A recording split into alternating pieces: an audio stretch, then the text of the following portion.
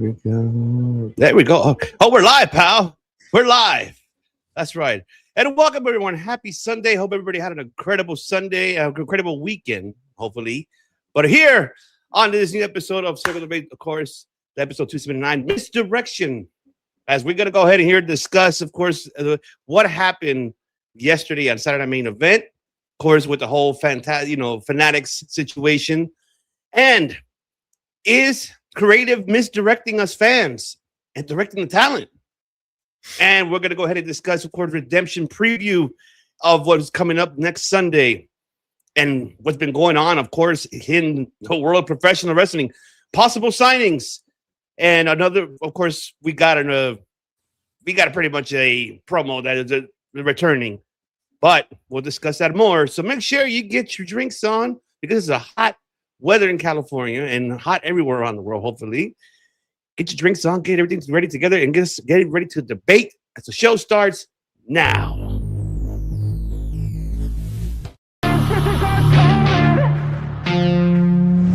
Let's go! It's time to be the GOAT. It's time to enter God mode, man, let's get it going. I wanna be the greatest, energy is overflowing. I know I'm stoking the fire, my desire's taking over, not tired, I'm inspired, rewired. I know just what is required. My brain knows how to decipher the messages, looking brighter. Already paid up the pipe, but my game is getting much tighter. I feel my body on fire. I hope you're ready for battle. You better get on the saddle. We got some demons to tackle, yeah. We about to put on a show. These haters don't even know. They're in too deep like a hole. And they about to find out what it means when you enter into my house. How it feels when you always seem to strike out. Cause I don't lose, no I win, I go all out. So we'll keep fighting till the end. And we'll keep fighting till we win. This is our calling, this is our calling. Yeah, we'll keep fighting till the end. That's right. We're here to fight it till the end, baby. Oh, let's fucking go. And welcome, everyone, to the flagship show as we got reunited, and it feels so good. Because we haven't had the trios right here of debaters. This is a dynasty of debation here on this Wrestling Nation. Man, ladies and gentlemen, but you already know this is the host, Stevie's one episode. With my familia, with my other two hosts. Of course, let me introduce Mr. Every Night for you, because this man is not only just every night, he's a three-time network champion. And remember, folks, you never say it, but he is. But one thing I'll say, he is a man who will make you redeem yourself to love professional wrestling again. If, sometimes they do, sometimes they don't. But this man is the ruler himself. And remember, folks, never say the L word. Always say this just in time, baby. That's right. Yeah, guys, I gotta tell you this. It's been a long time since I've been on the flagship show. And boy, oh boy, am I happy to put the flagship trio back together. The flagship triangle, dare I say, is back, baby. You know what that means. It is game on. Oh, yeah. That's right. Let it go. Yes. And of course, we got our attorney at law. This man, I don't know how he's feeling today, but we're going to find out. But this man, he got hoes everywhere. I can tell you that. From the west to the east to the Midwest. But, he is attorney at law, so let me hit it for you, folks. He'll represent you, and you'll be lucky. He'll win you 1.2, maybe 3. Oh, he's a fucking Pepsi. Just call 1-900-Mussolini. And for a low fee of $3.99, he will give you expert legal advice and a free can of Pepsi. Pepsi Film, Pepsi, not responsible. See the wrong kind of Pepsi. Top of Wrestling Talk, Circle, Debate, are all sponsors ad. Call today. Money's on the way. Call Pepsi today. Right now. And remember, he will fight for you. Pepsi Phil, folks. He'll fight for you. I'll tell you that. I gotta tell you, I'm excited for.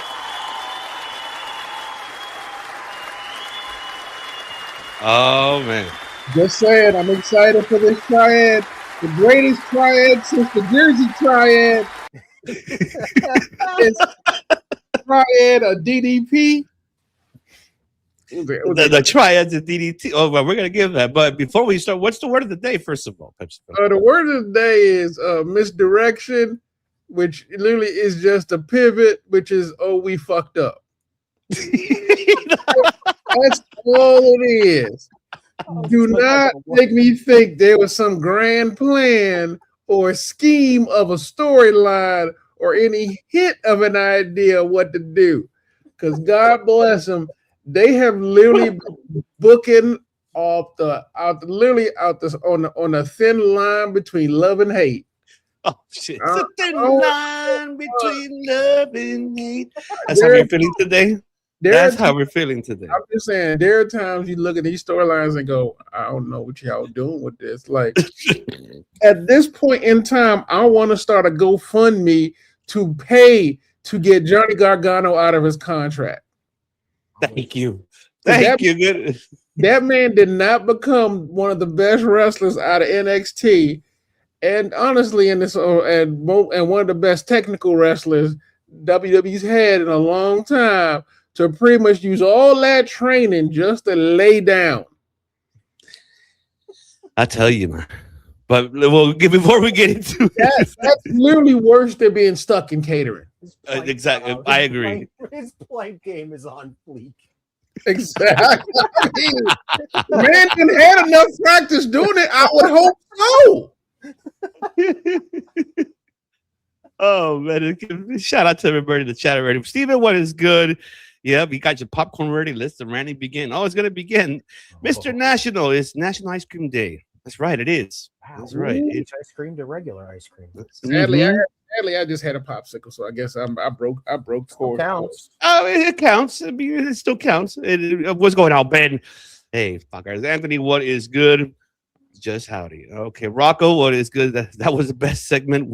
You know what, Rocco? I'm gonna keep on trolling. You troll your ass off. That's fine. I've been over what we're gonna talk about. We'll react to TNA. Steven loved the intro. D-Man, what is good? It's like, sorry I'm late. Don't count me tardy. He's like, wait for it. No games, no food, no nothing. Hello, carbonated drink, lawyer man. There you What's good? What's good, Keys? I'm ready for some detonations tonight. Yes, we are ready. You see, we need some more shows like Saturday. You know what, Rocco? I'm gonna let you troll. Continue to troll as you want, man. What's good from World Elite?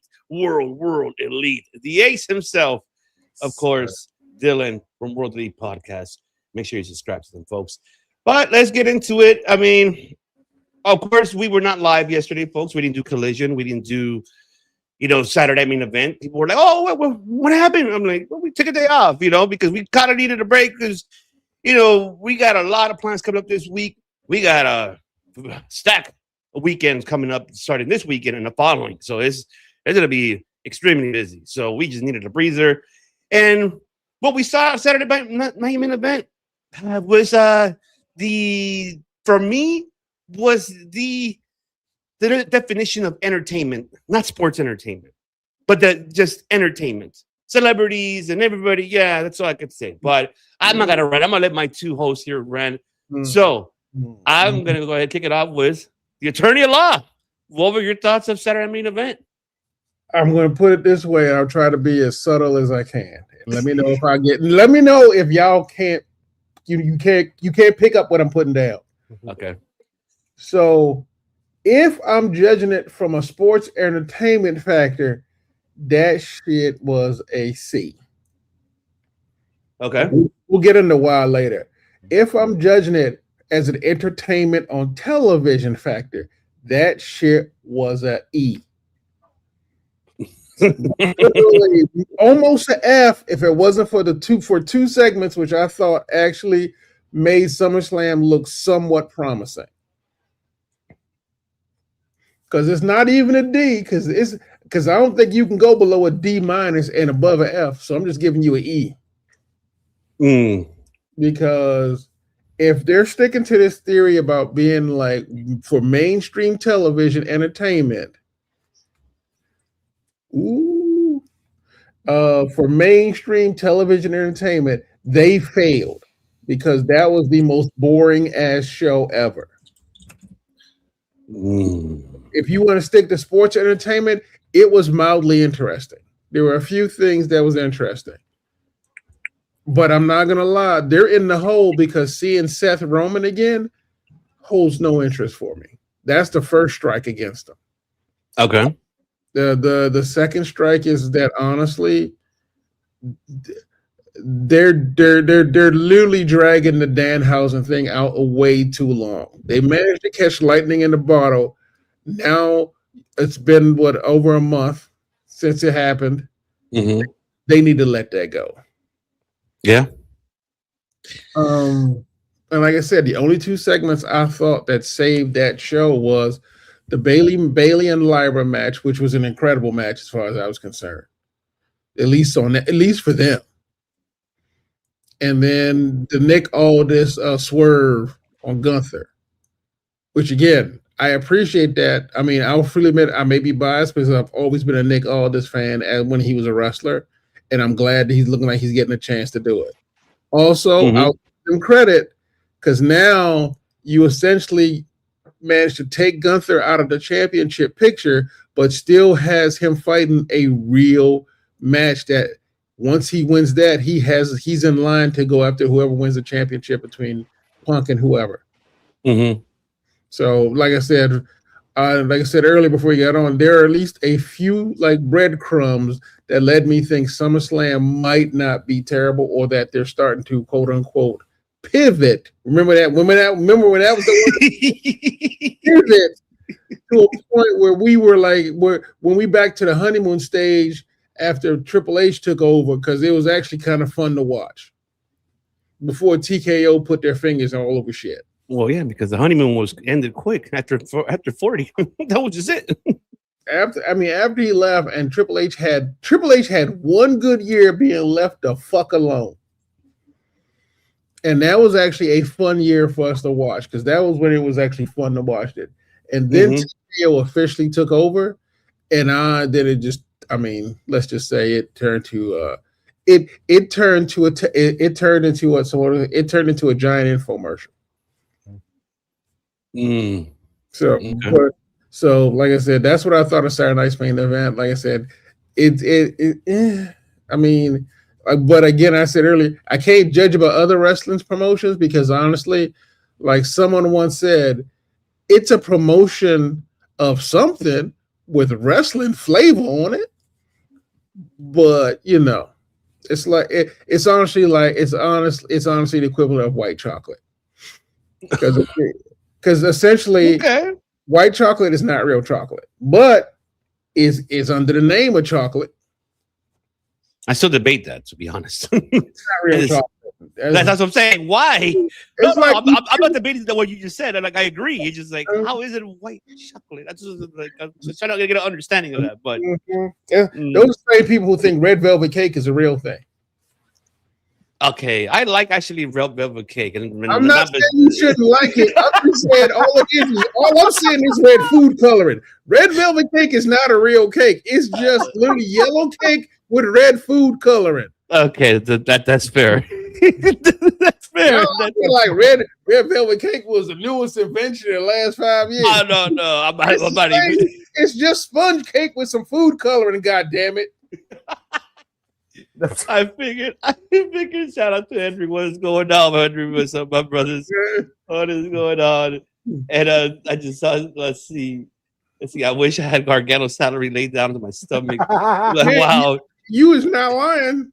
Yeah, at least I got ice cream. As long as you got ice cream, Rock will stop trolling. It's my job. Well, you guys are the trollers. Remember that. You guys are the trollers. Phil, I didn't grab popcorn suddenly. I can't wait for a war. Yep, I know Spain won. That's for sure. I say you're stinky. Give her a bird mask No. Lyra bleeding with a crazy break in her nose, assuming Bailey Oh, takes that's time off. yeah. She did. She caught an elbow to the face. That was nasty though.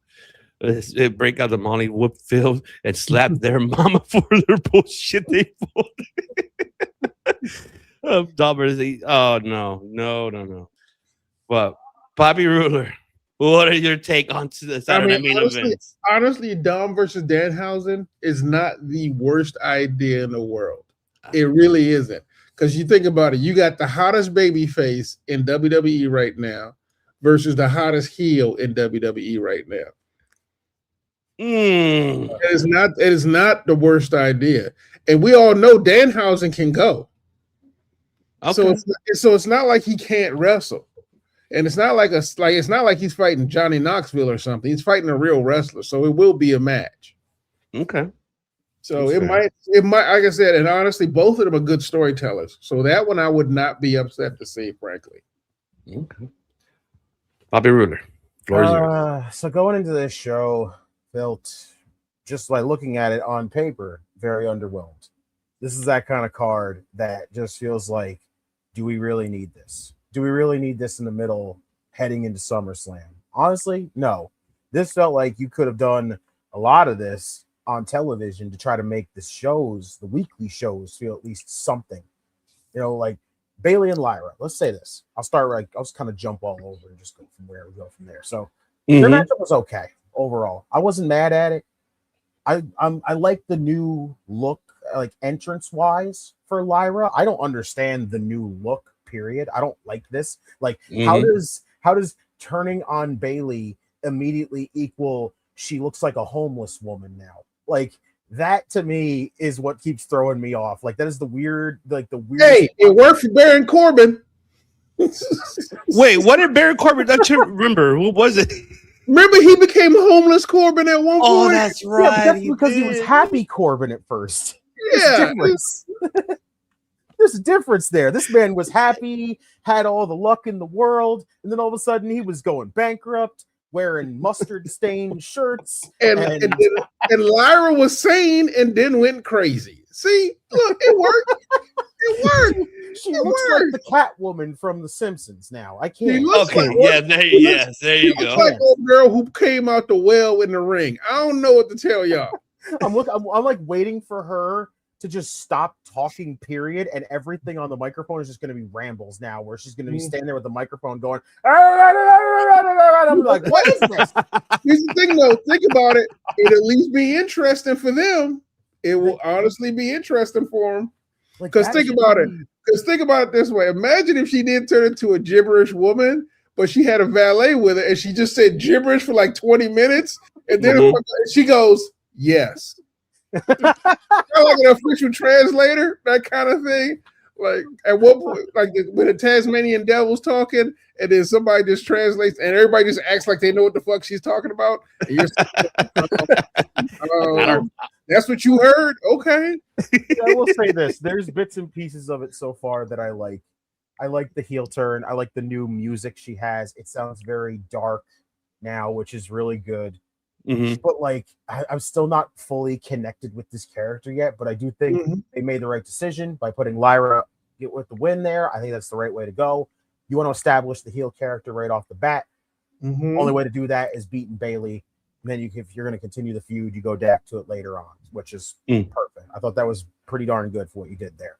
Overall, the Danhausen stuff. Listen, it's entertainment at that point. That's all it was. It was just lined up there for everybody to get some laughs at. We had an appearance from Karl Anthony Towns, more and more of feeding off of the Knicks winning the championship. It was what it was. Like, first off, that man, I'll give it this. He has a hell of a choke slam. He has one hell of a choke slam, and I give it all to JD McDonough for getting the height in that, and then even Dom getting the height on his and going through the table. I'll give him the thumbs up on that. But other than that, it was just filler freaking for laughs. It's Danhausen. If they're going to do him and Dom at SummerSlam, it's more than likely going to end up on one of that freaking pre-show hour ESPN. Yeah. I agree. I don't know. Really? Think about it this way.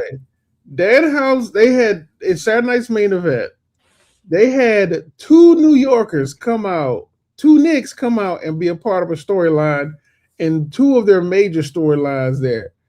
If they're still trying to capitalize on the entertainment part of this, yeah, it won't be a 0 hour. I feel like it'll be a main card event.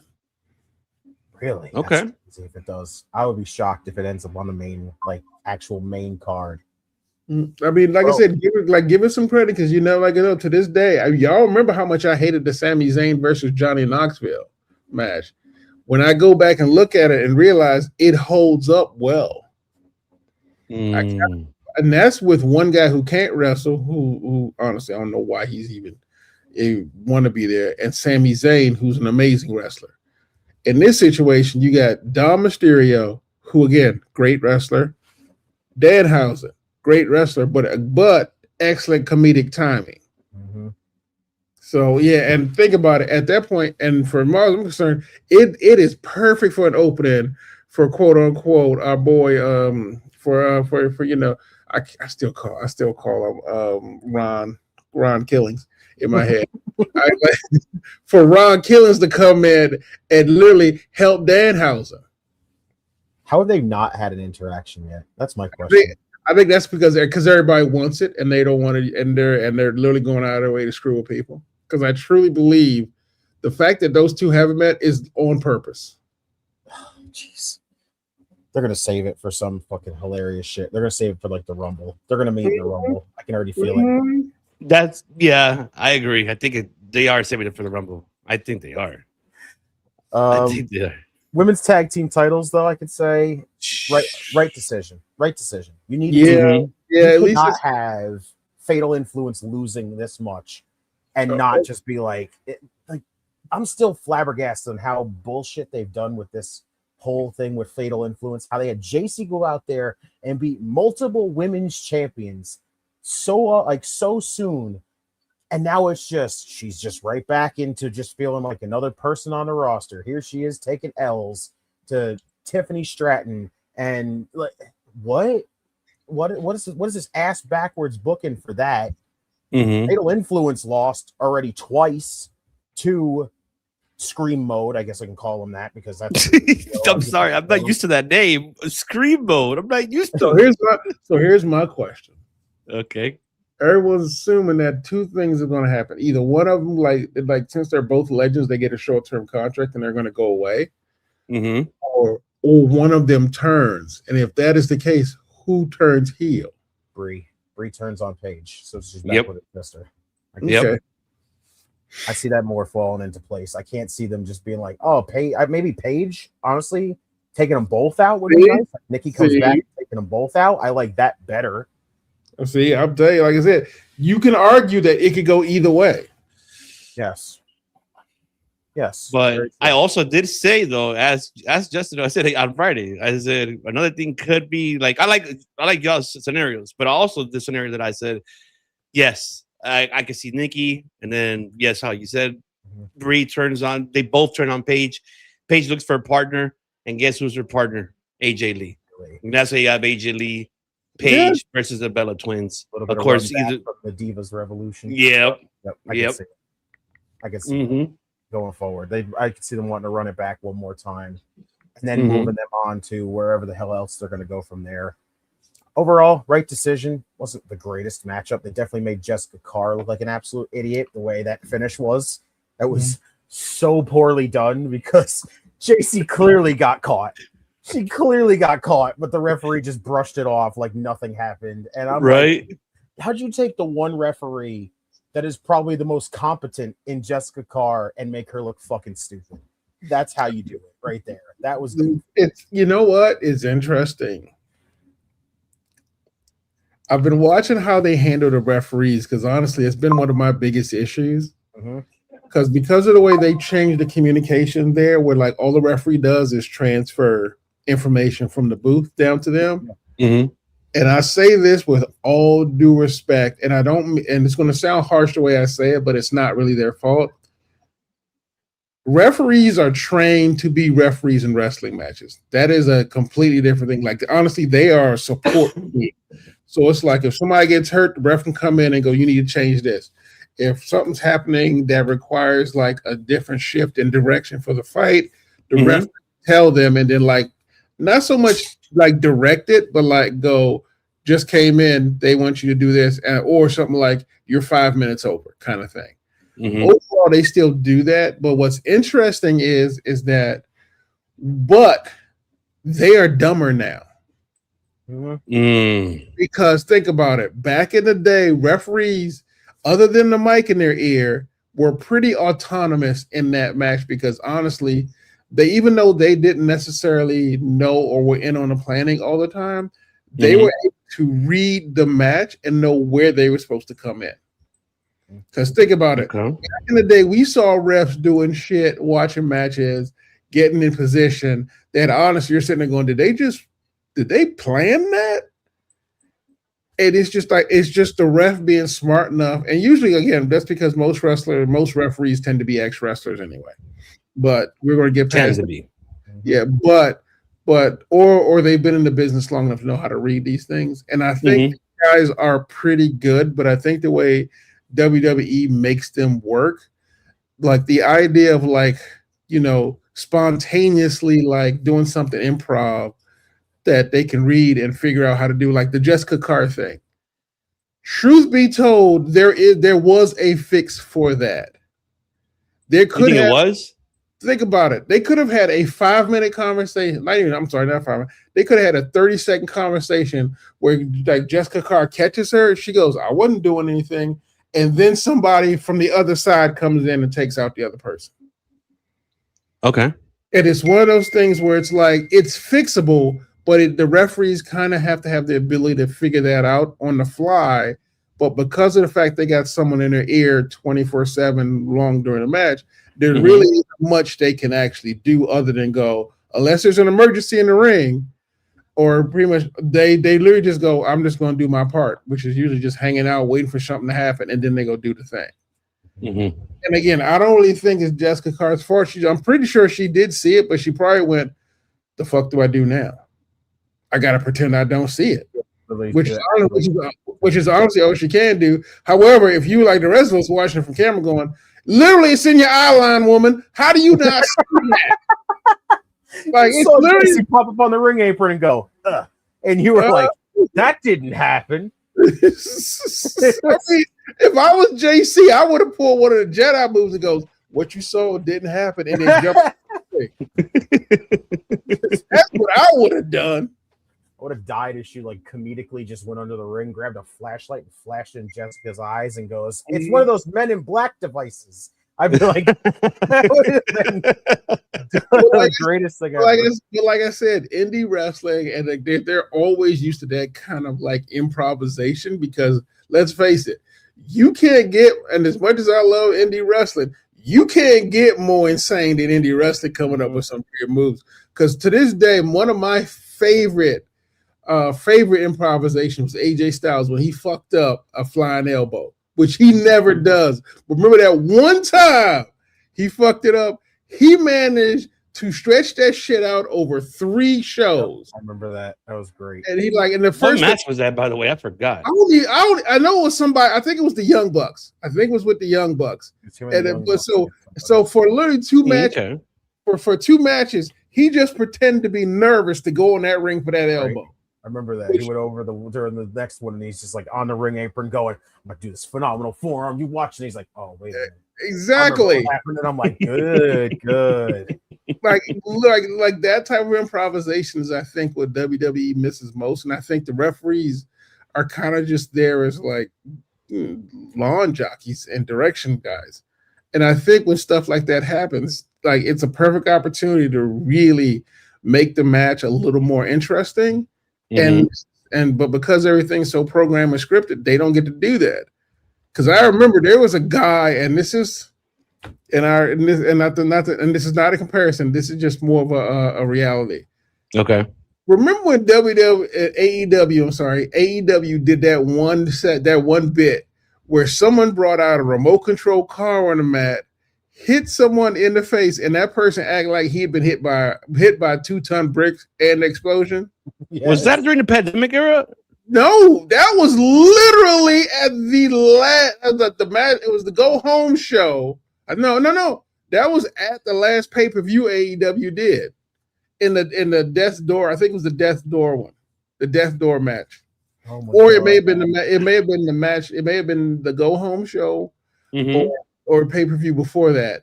But I remember someone brought out a remote controlled car and ran it into somebody's head. And then that person sold like his life depended on it. And I'm sitting there watching that going, that is the dumbest thing I'd ever seen. And I just keep thinking, do it again. I would have given that remote control car all elite contract. That's hilarious. But like I said, I think a lot of the improvisation that we used to get from refs in the 80s and 90s, and even during the Attitude Era, don't exist anymore. And a lot of times when stuff like the Jessica Carr thing happens, you're just sitting there going, oh yeah, I keep forgetting this isn't real. But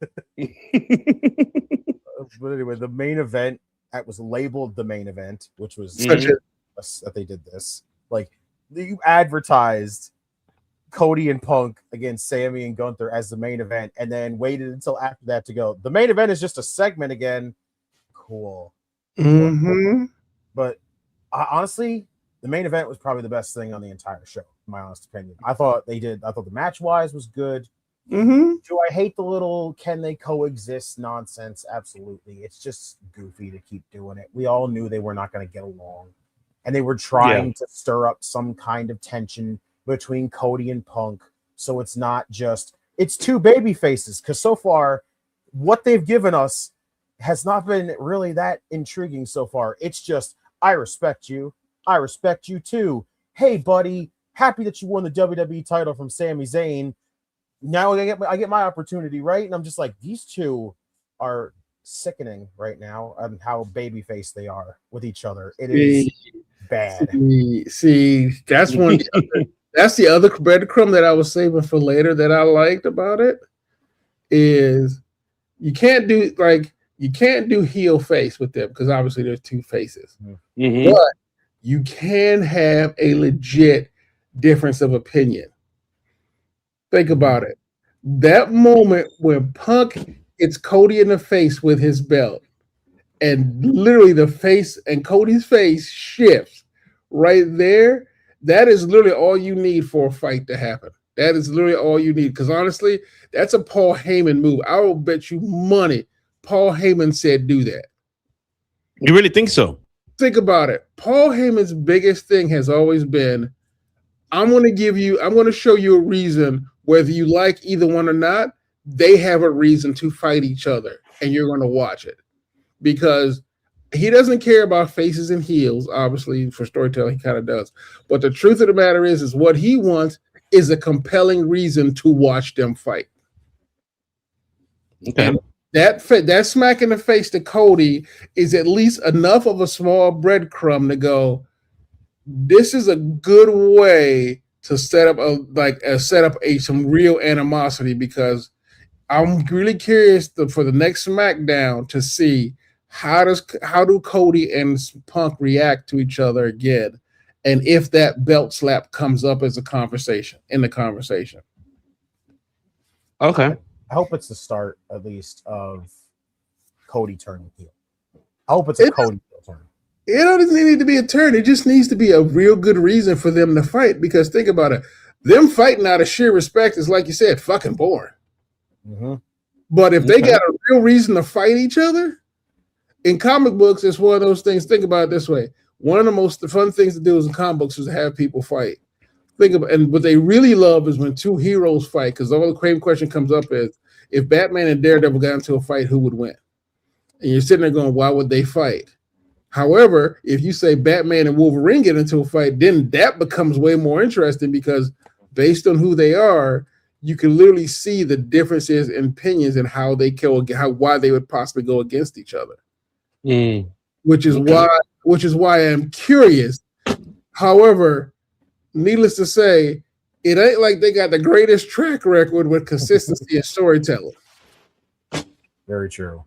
But I did like the ending. I did like the ending. I think having Nick Aldis show up was the right decision. Stirs the pot more with him and Gunther. Fantastic. It's actually one of the matches on SummerSlam that I am looking forward to is Nick Aldis getting back in the ring against Gunther. I think it is a perfect opponent for that man to get back in the ring with is Gunther. So I'm pumped for that. Yeah, and I mean, honestly, if it ends up being that Nick Aldis retires after that match, Gunther looks even better. Because then he just looks like a dude who just be retiring like legends left or right. I mean, it's not the Randy Orton legend killer storyline, but it's pretty much close to it if you think about it. Honestly, they need to refresh that career killer character because right now they've kind of put a big giant stain on it right now. Since that. So they got to kind of bring it back. If they're going to do it, you have it be Nick Aldis's one and only matchup. And I think exactly. See, like I said, like the thing is though, again, that's an interesting fight we want to see.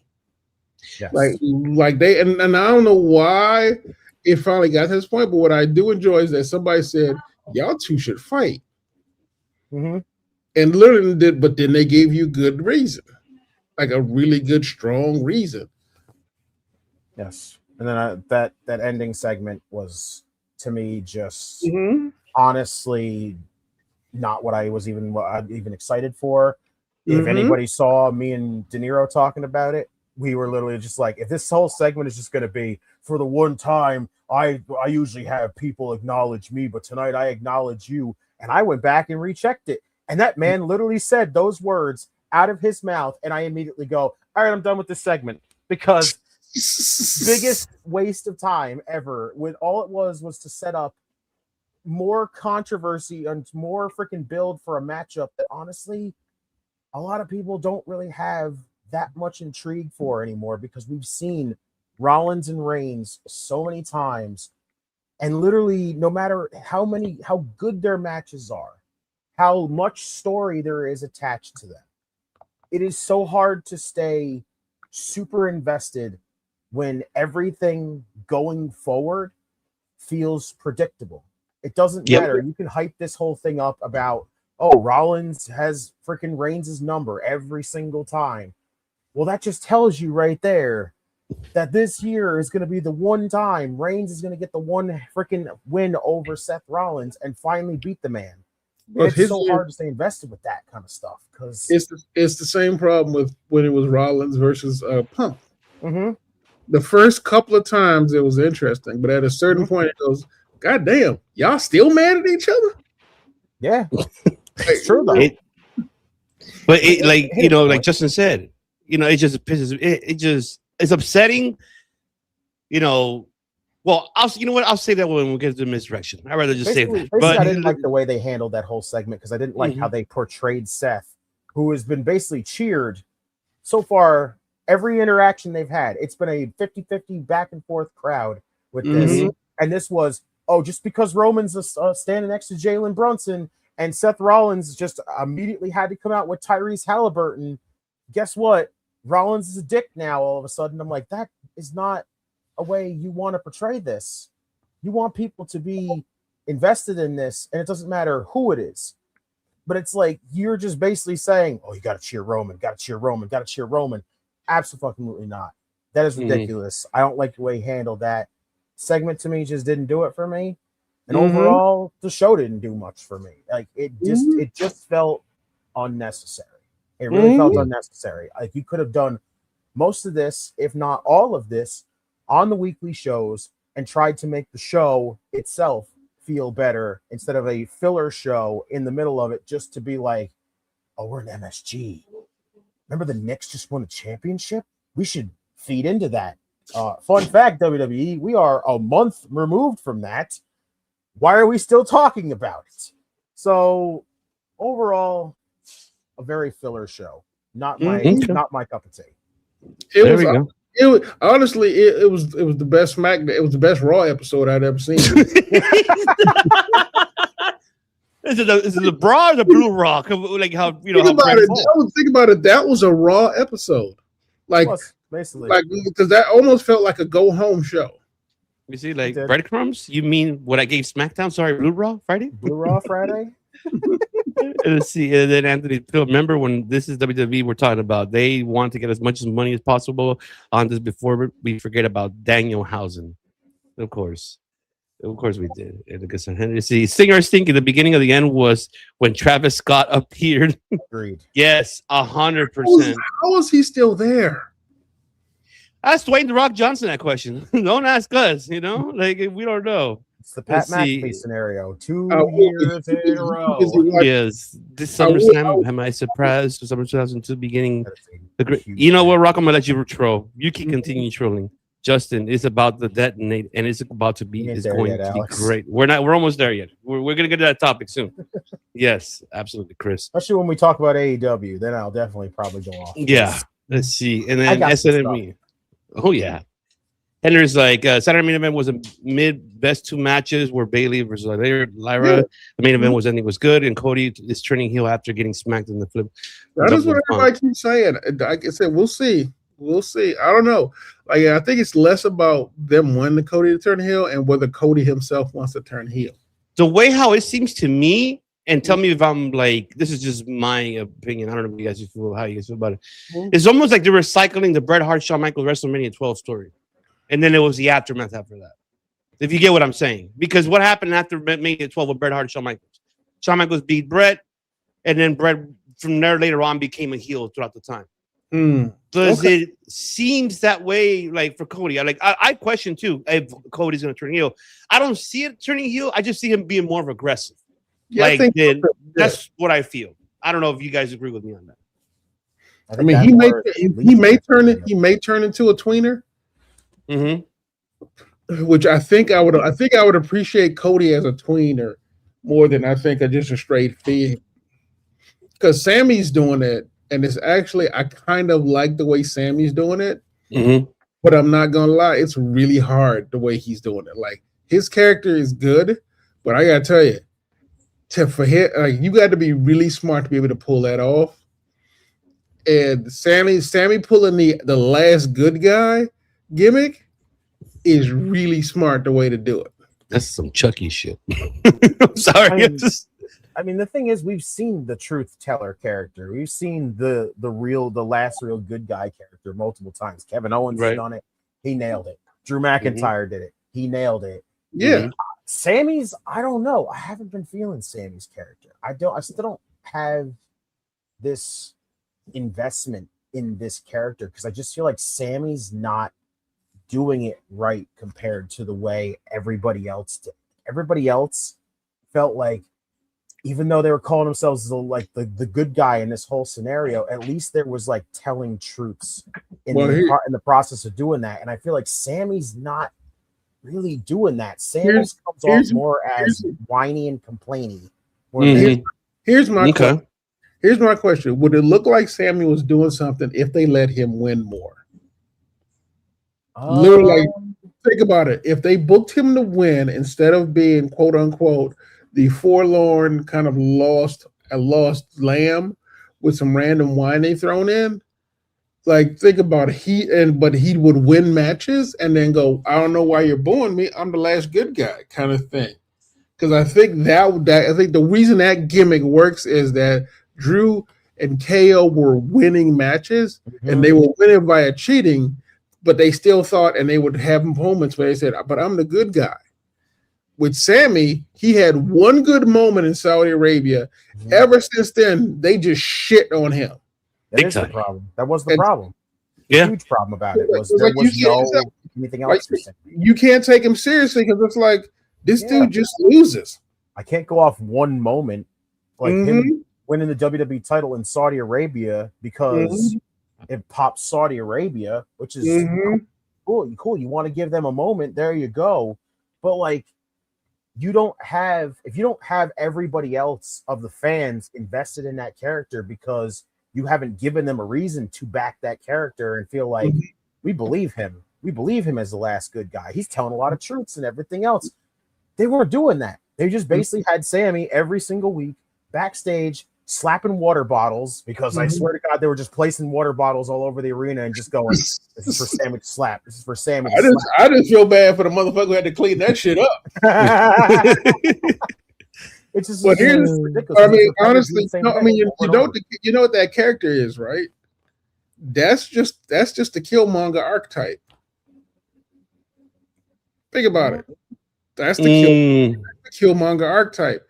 It's like it's supposed to be the Killmonger archetype. The problem is, it's like it only works if you let Killmonger win some significant ones.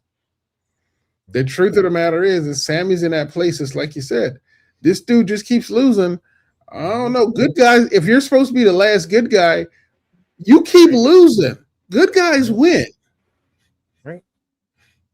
Mhm. Honestly, he could have done the whole winning matches via heel tactics and still walk around calling himself the good guy and at least been spreading some truths around about everything. Like, you are the golden boy, and there's a reason why we don't get any kind of things because you're the golden boy. It's like, you know what? If Sammy was going out there telling us this stuff and like actually going out there and winning at any means necessary, I think that would have been a hell of a lot more investment to this character. But it just like they give you no reason to invest in that character because all it came off was Sammy backstage whining and complaining, and it was like, dude, how do you get to this fucking character? How do you like this character? It's not possible. It was so tough. You're not supposed to, when you think about it, I think the problem is there's one line he has not used, and it's the one line that makes me think that they're not really thinking it through, and that this might be it is every time Sammy cheats to win, it doesn't know who it is, cheats to win.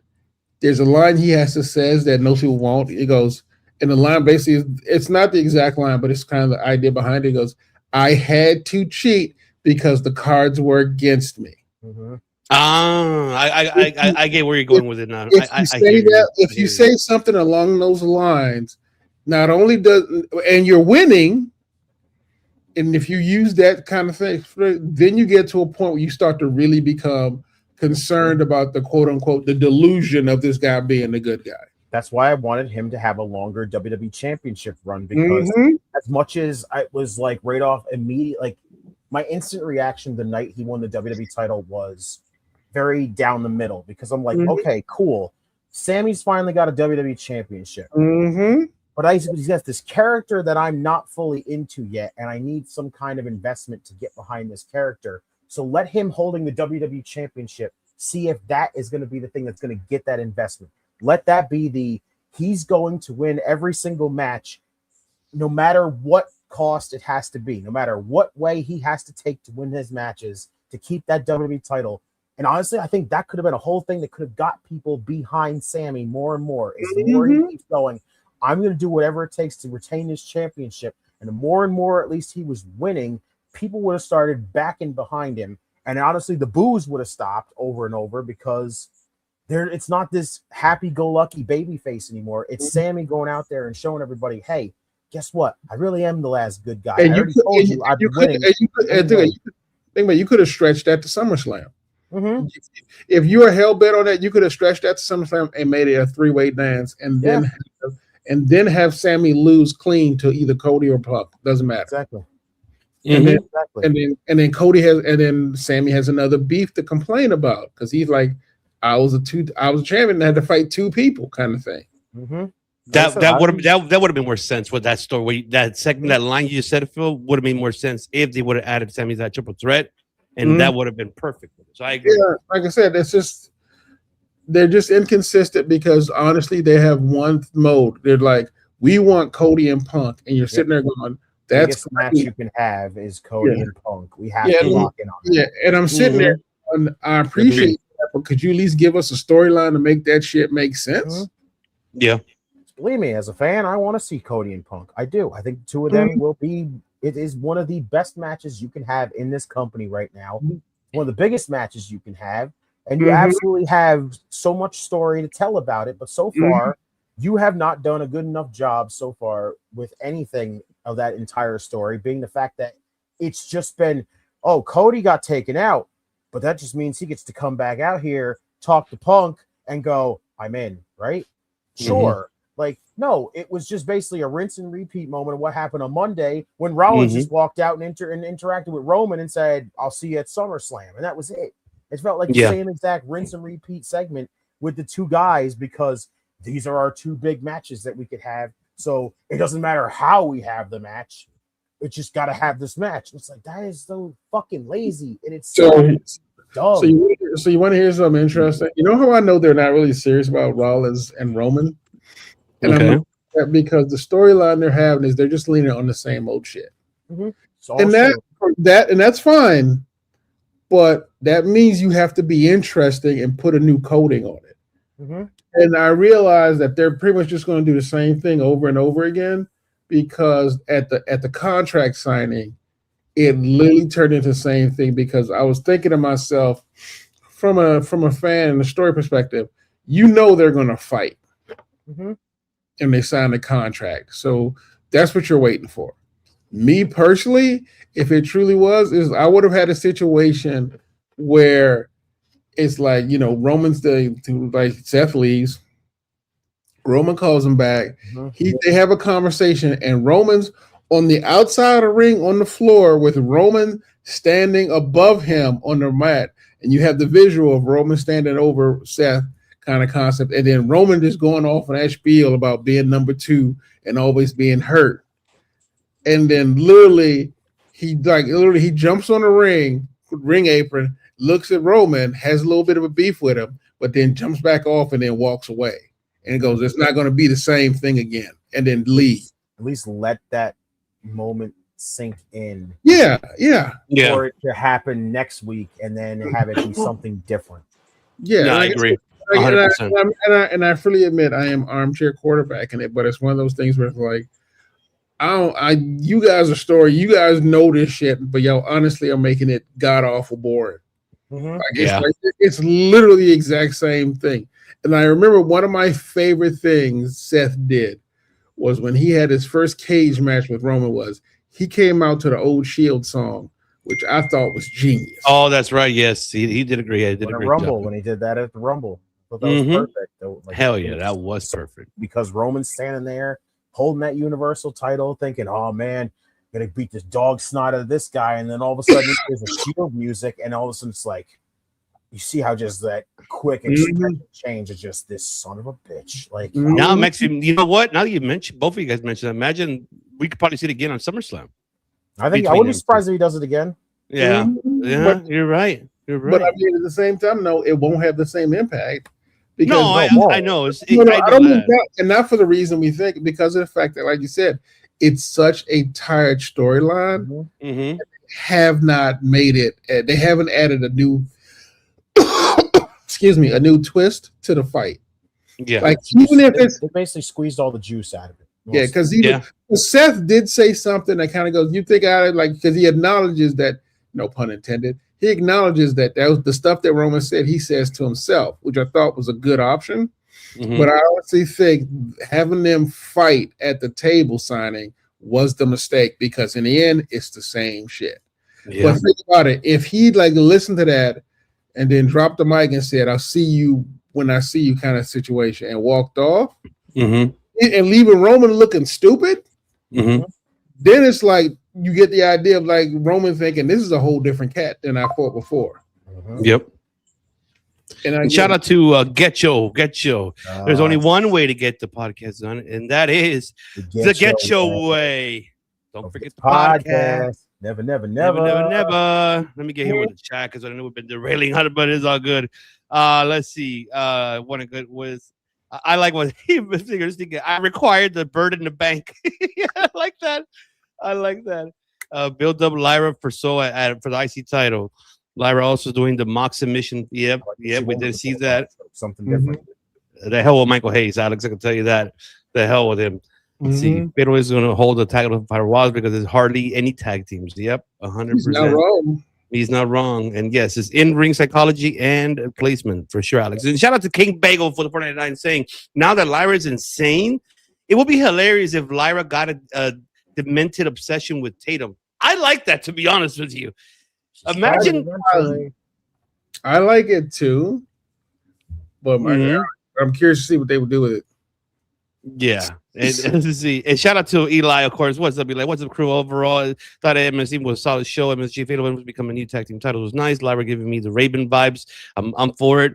Love seeing the towns of It helped Downhouse in a tag team match expected with all shenanigans. Can't wait to go to SummerSlam Night 1. Yep, that's right. They're in your hometown for sure. And King Bagel with another $4.99. Appreciate you, King Bagel. WWE main event booking feels like there's a straight path from point to a point B, but they have to take a pit stop to Q before they get to the B.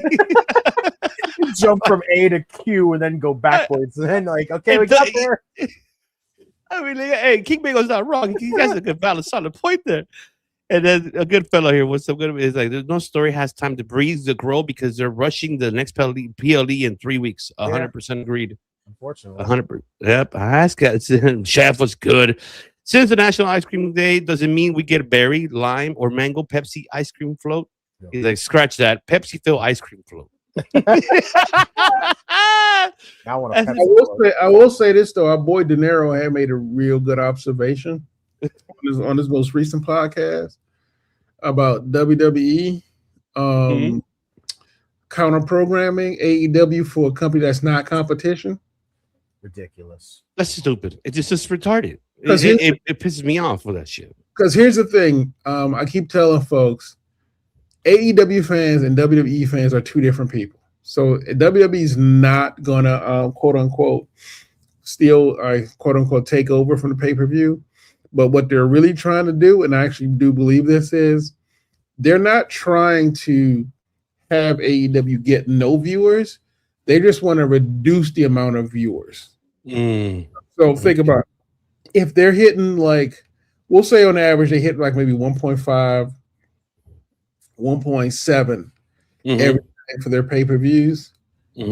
If you can have a counter programming where that 0.7 switches back and forth and decides to stay with WWE, that's a hit on AEW because it just shows that they have less viewers than they did the prior year.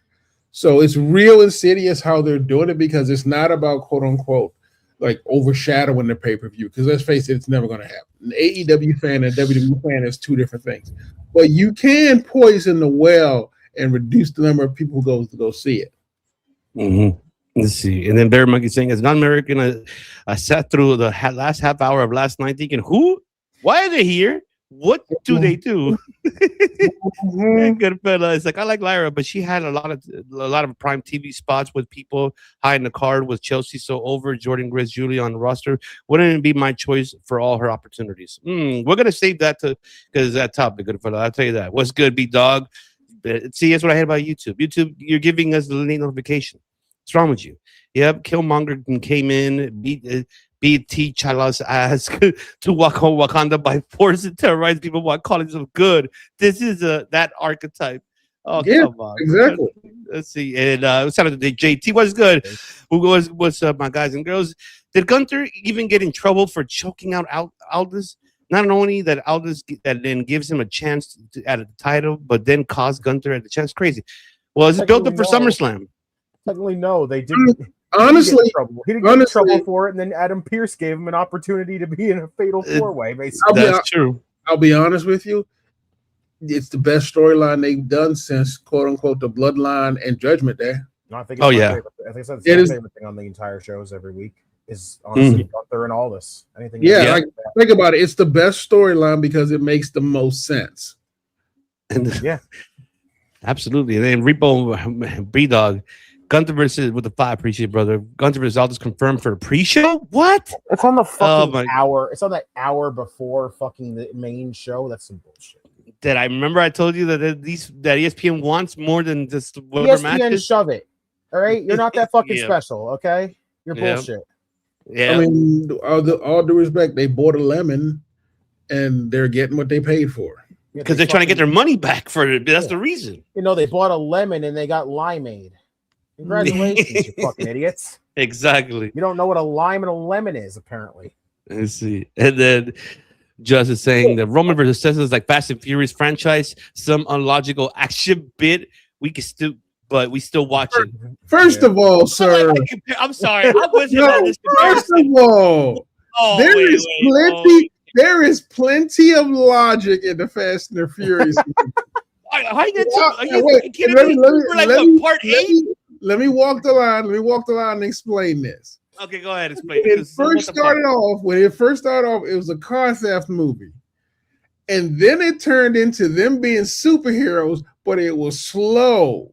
By the time we get to movie 9, they done been to space. They are flying in cars. You just waiting for them to transform. But here's the thing. At any given point in time, did you not believe what you were looking at? Like, yeah. Is it terrible? Yeah. Do we not know why every time Vin Diesel does some shit, his white t-shirt never gets dirty? No, we don't talk about that, do we?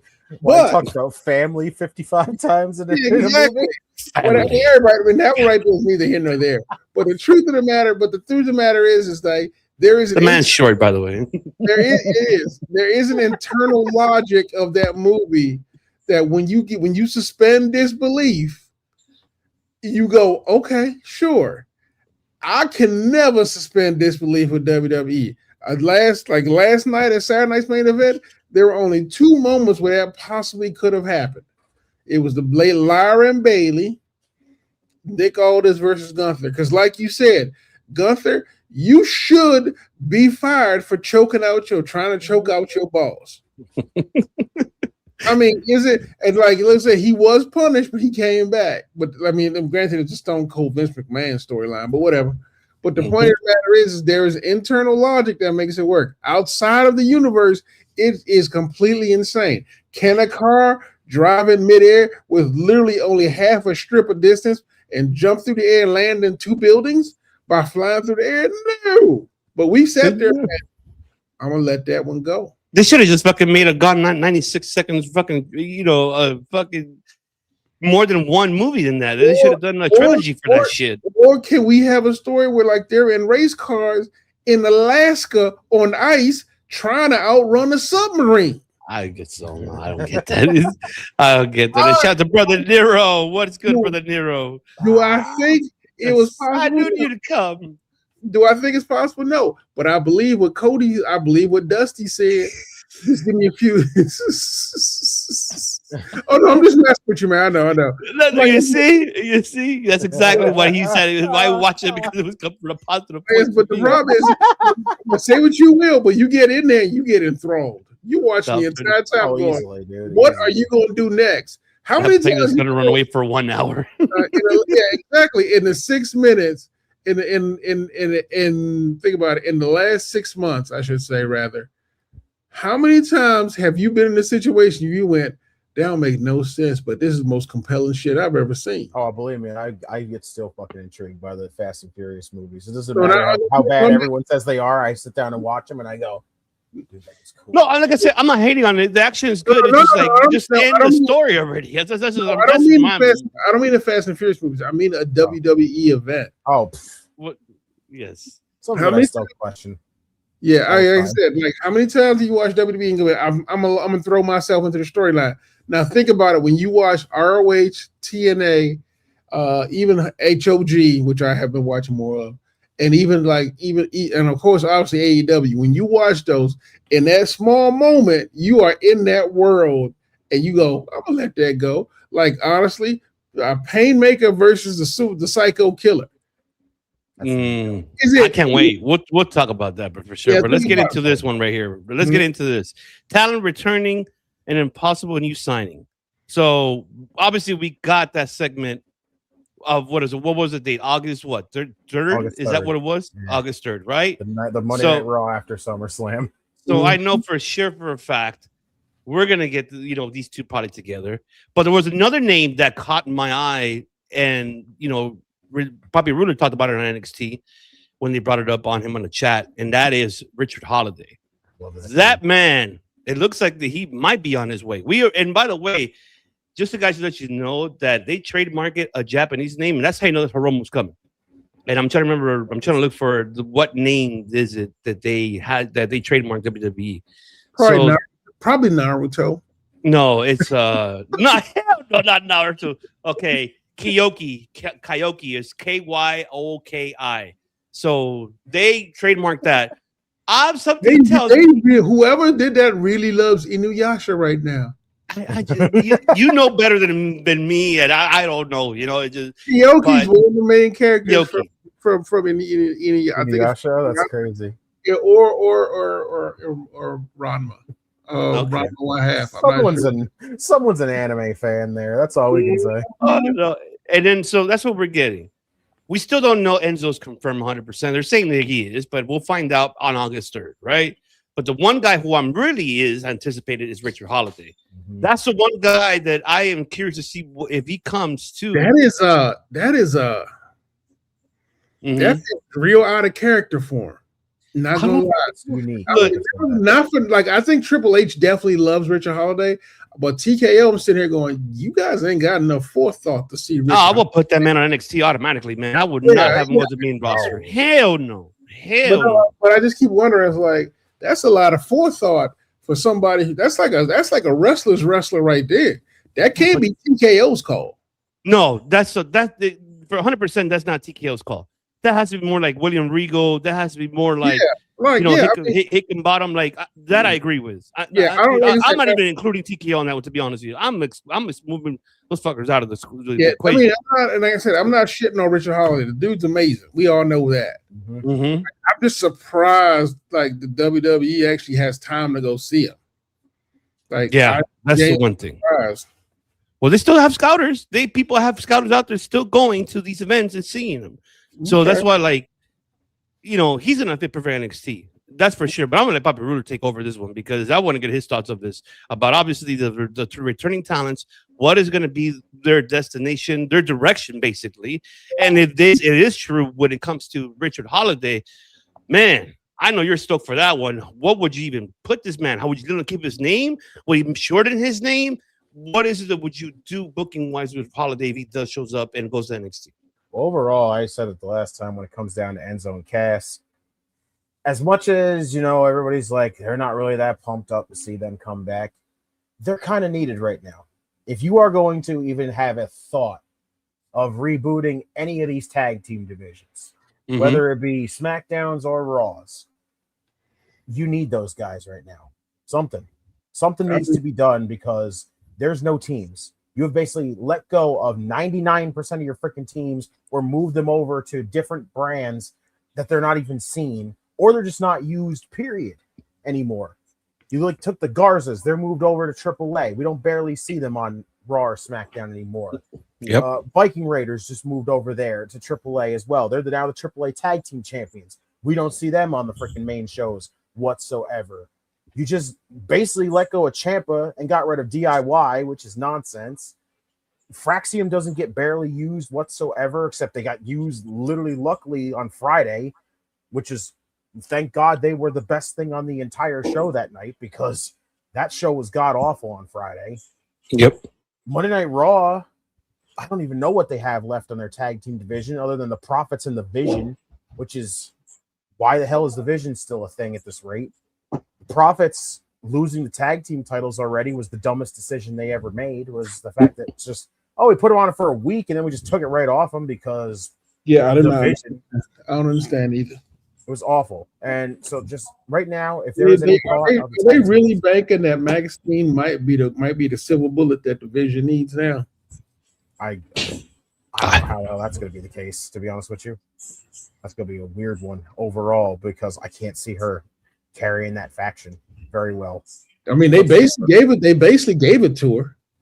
I can't see her doing anything good with it. I don't know how the hell her being part of that faction immediately just makes this faction better because it honestly doesn't. But they just Enzo and Cass, they need to come back. They need to basically either invest if they need to invest in these tag teams right now because how many times have I said it? I just wish these tag team titles at this point, since there's like no division in either side of them, it's either one or two options. You either put these divisions back together into one tag team division that floats across both shows, which I think would be better an option than what the hell we're doing now. Or honestly, could it be the first time ever that in like forever, because we've had these tag team titles forever. We've always had tag team titles in WWE, but we're at that point where literally it feels like you could do without them. You could do without them. They could go away. Women's tag team titles don't have any meaning whatsoever. The men's tag team division doesn't have any meaning. This is what WWE does, and it just feels like, why? What is the disrespect and the hatred towards tag team wrestling. I don't get why tag teams don't get any freaking recognition in WWE at all, but it took freaking AEW to show up and go, we'll at least invest in tag team wrestling. Why is that the case? Why is tag team wrestling not a freaking focus in here? The women's one, I will always say there's no reason why the women's tag team titles existed, because women's tag team matches only happened once in a freaking blue moon. They do not need to be a division, period. So it's just crazy that this tag team division for the men that has been around, like tag team wrestling has been around forever in WWE. And now it's at that point where it almost feels like it could go away and nobody would have any issue with it whatsoever. But if you are going to bring these guys in, there needs to be a focus on them tag teams. They need to be a focus on those divisions whatsoever. And that's the crazy thing. 100%. And just Bobby Ruler, you want to answer, like, look what Justin's saying. It's funny because people, it's true. It's just a WWE thing, period. You're right, Joss. It is. It really is. I will say this. It's a domino effect from Vince. Yeah. Vince, he sold a bill of goods convincing that tag teams were not important. And by the time they got down to us, everybody still believed that. Because the only reason Vince did it was he just didn't like paying tag teams. Yeah. That's like, think about it, because like there's a weird thing with tag teams. It's like you pay them individually, but as a group, they're a little bit more expensive to maintain. So Vince just never liked them because that was quote unquote that's money out of his pocket. Because tag teams are more financially, well, I don't want to say stable, but more financially solvent, and like they're the biggest financial drain on the company. Because think about it, people like it's two guys who not only are two guys, but they're basically a group. So that means they draw more money as like a two-man person, because more heads the better than one. And like at that point, that means they have to negotiate for more money to get merch, to get like all the other dividends that come with it. And like I said, Vince set a standard. Like he didn't like doing that because he was always. I mean, remember that's why FTR left. Yeah. That's true. But when it comes down to Richard Holiday, I want to hear this. He needs to go to NXT. There's no reason why you sacrifice that man and send him up to the main roster. Basically, I don't know why. I know a lot of people have that tendency to think all these new faces that come in they have to be jettisoned to the main roster. They should be immediately put on the main roster. That's like basically a death sentence right off the bat. These guys aren't even basically had any time to be ready for the WWE system.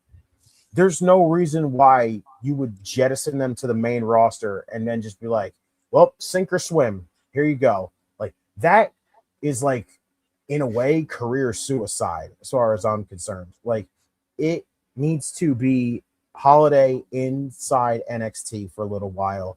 Get him prepped, get him ready. And then if he feels like it's time for him to go to the main roster, you send him up to the main roster. My only thing is I'm like thinking of the class that's down in NXT. I genuinely have zero idea of what the actual hell Richard Holiday is going to be doing. I really don't. That's the thing. Look at Steven. Oh, that's an awful pairing, though. I don't know if that's could work, Steven. I don't know. I don't look at No, I agree. I think that's a terrible one. Although him having a beef with Tony D would be fun to see. Yeah. Shout out to Ben. What's going on? Smoked ribs and a cob and a big beans for dinner tonight. That's right. Holla your boy. But I'm sorry, Poppy, go ahead. I'm just trying to think about like who in that roster right now that's on that we see on television could fit with Richard Holiday. Like who could be like a tag team partner with him? Who could be a feud for him?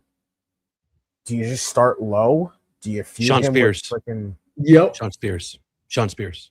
This is why I say Sean Spears. Something came out of my this is like kind of like a revamp of the calling, right? Mm-hmm. You can have Holiday be your guy and bring Briggs back to that with Nico. Hold on. Oh, sorry. Hold on.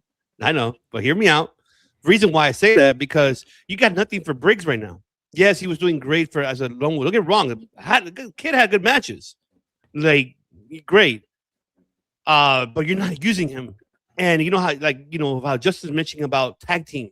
Like, don't get me wrong, NXT tag team is right now for me is the best right now, my opinion, best tag team roster they have. Adding Nico in order, I think, and this is my opinion. I don't know, you could disagree, of course, but in order to revamp Nico Vance and Izzy, have Richard be the guy and have him getting Briggs back into the equation and have Briggs and Vance to elevate that tag team division, because you're not doing anything with Briggs. Don't get me wrong, I like Briggs as a singles competitor, I do, but if you're not using him, then this could help Nico Vance to kind of help his revamp, rebirth as well, like revamp him as a tag team with Briggs. Yeah, we did it before, right? But I think this one could be different, maybe, with Richard Holiday's mentality and his character. And his first, I would say the first feud will be Shawn Spears. And that'll be, I think, perfect for me, in my opinion. I don't know. You guys maybe have different, but I mean, that's the only reason why it came to my head, like Shawn Spears. No, okay. I agree with you. Either for me though, it's Spears or Briggs. The reason being is there is nothing that pisses me off more than saying you're a tag team and there's 3 members of you. Mm-hmm. Okay. I hear what you're saying. That is not a tag team. That is a faction. Yes. Yeah. And that's fine if that's what you want to do, but that's not a tag team division competitor. Yeah, you can have 2 guys do some stuff. Sorry about that. Mm-hmm. No worries. But honestly, I will say, the Freebirds did it well. The New Day did it really well. But honestly, most people don't look at JC Jane in that group. It like I said, it just bothers me. 2 of you is a tag team, 3 is a faction. Mm-hmm. That's how you book them. And I guess it just it was because Richard Holiday in a faction makes no sense, because I don't want him being diluted by a bunch of people that's not necessary. A tag team partner. So what would you do then? What would you do with Rich Holiday if he goes to NXT? What's the first thing you do? First thing I do is have him pick a fight with Tony D. Yes. Honestly, that's a hell of a way, especially if that's going to be the last thing for Tony before he leaves NXT. Exactly. And that's true. That is true. If you're going to give him an alliance with somebody, I would give him either a full tag team partner, whoever you pick for him is either a full tag team partner or an uneasy alliance. I'm just trying to think who fits really well. Richard Howard. I mean, honestly, I agree. Shawn Spears and Briggs are good calls. I just don't think you need to put all 4 of them together or 3 of them together. Give him either Shawn Spears or give him Briggs. I like that, especially because. And if Briggs is smart, he'll bodyguard powerhouse guy with, or Richard he. Yeah, that's what I'm saying. Because you got to use Briggs for something. Mm-hmm. You really haven't. That's my issue. Like I said, ask Justin if you don't believe me. What was the triple threat match he had? Tell me that he fucking nailed it that night. Against, what was it, Jasper Troy and Keanu Carver, I believe it was. I think, it wasn't that triple threat. It was a triple threat between them a while back. It was, but then somehow, some way, something went different. Or I don't know who was involved in that. I know Jasper Troy was involved and Josh Briggs was involved. I don't know if it was Keanu Carver, or I forgot who was the other person. But I remember there was a feud. What if Keanu Carver? What if you put Richard Holiday with Keanu Carver? Will that be his protege? Make it as a hired hitman kind of character for him. Because Richard Holiday could be the guy that still kind of has tons of money. Because I just think of every time him hanging out with MJF and everything like that. If he kind of brings that kind of character, the snobby rich guy back, and you have him just be I hired Keanu Carver, and then pair those 2 up together. That's a kind of interesting little thing. That is interesting. Honestly, that's interesting. I'm excited, man. If he comes up, oh my God, man, this is the redemption, for sure. What he went through health wise, he had and then he came back and changed his gimmick in the indies, and I just like his appearance. I like his character. he could, if they just allow him to do the same, and I will call him Rick Holiday, like RIC. Fuck it, call him Rick Holiday. Let him keep the Holiday name. I wouldn't change it. You know, like Anthony's thing too. What did Anthony say? How about repackaging Brooks Jensen and putting him in the culling? Okay, I like that too. Brooks Jensen's still in the company though. I don't know either, to be honest. I don't think he is, but I think Josh Briggs is. Honestly, if you put Josh Briggs with fucking Nico Vance, I think that'd be a pretty dominant looking tag team right there. It's confirmed that he is on his way. That's what I'm hearing, Anthony. That's like, it's confirmed he's on his way. That's why, like, this match that he had with Bear Bronson and GCW was a handshake, pretty much saying goodbye. So it's, you know, it's confirmed that he's on an ID route, WWE route. That's for sure. But tell me what's up, girl. Obviously, the main man who scored a winning goal in the World Cup. I don't know. Pepsi, who got drunk, Pepsi, probiotic, and then time who is exactly NBC. People are gonna see Enzo and Cass outsell of merch. We'll see. Oh yeah, I mean, we'll see. Outsell a lot of people, honestly. WC prefer writing for factions rather than tag teams. That's 100% Bear Monkey. I agree. Yes, we get it, Brian. I know. Let's see. Fatal is going to hold it up. We know that for sure. See, put the roster together. Yes. Please. Justin's been saying that for a while. Justin, 2-time best recipe is ketchup cake. What? What, Tommy? What? No. Oh my God. Oh my God. See, Bob Costas. Wow, she called me Bob Costas. R-Truth and Priestess. Yep, they're still tag team champions. They're building up a matchup eventually with the War Raiders for the AAA and SmackDown tag team titles. Let's see. And Keith saying, I just feel like most titles don't have any meaning anymore besides AEW title was MJF. Yeah, it did. And Anthony with the question, and I have a question. Do you guys think that both equal about Dr. Wagner Jr. and Jeleno eventually are going to be permanently in NXT? No, they stay in AAA. Hell no. Death on SmackDown or Raw. Just like, I agree, a new signing doesn't always have to go to the main. It's like dating for the first time, trying to dip into a home run when you're having a tap second base. That's a hell of a fucking accuracy there. Oh my God. I like that. I like the comparison. Holiday and Ricky Saints would be nice if he ever gets to the main roster. Oh my God! Right? You telling me a question about OPC Justin Pepsi. Jack, how jacked is Nick Aldis? Don't honestly know. Haven't really seen him since he's always in a suit. So yeah, I haven't seen him without a suit. So I cannot even answer that.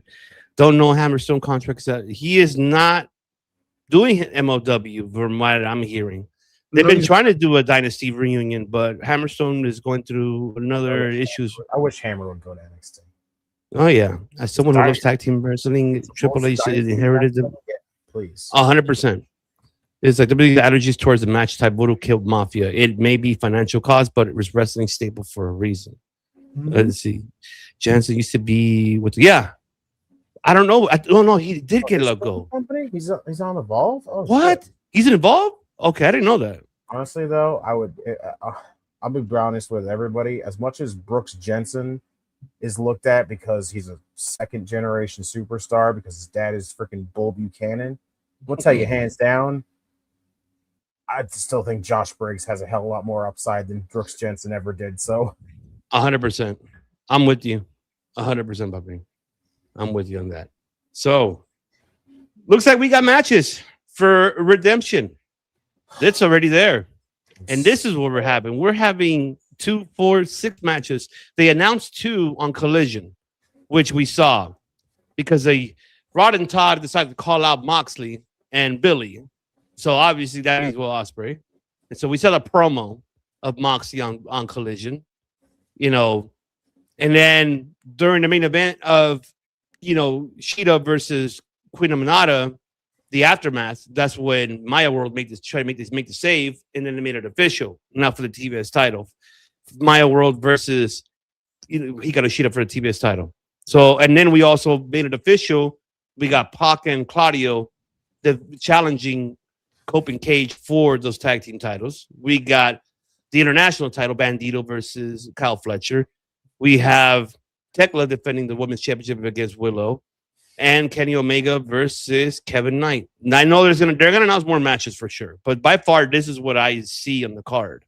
Mm-hmm. So this roadblock heading to All In, gentlemen. What is your take on this? What is it? This is where the meaning of today's episode of Misdirection, because this is like we don't know where this is heading to, like heading into All In as well.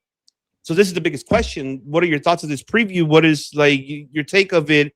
Excited for, and if you, I mean, we could probably maybe do predictions quick on this one because it's just not much into it, to be honest. For me, in my opinion, I don't know for you guys, but I'll pass on the floor. So Pepsi Phil, talk to me, brother. What are your thoughts of this? I'll be honest. Of late, the last 3 pay-per-views I have not been disappointed in. Mm-hmm. One of the reasons I'm not disappointed in is that even though we can pretty much guess what the outcomes of certain things are, like Maya World not beating Sheeta, in my opinion, but I will be honest with you, honestly, I'm just enjoying like every single one of these fights makes perfect sense because there's a beef there, like legitimate beef. Like one you look at and go, ooh, they don't like to, like even Moxley and Will, which truth be told, isn't the strongest storyline in this case, but is a pretty compelling storyline. Like not as strong as the women's, but what I like about it is that these matches, I don't have to think about what's going to happen because it's pretty much a logical progression of what's going to happen.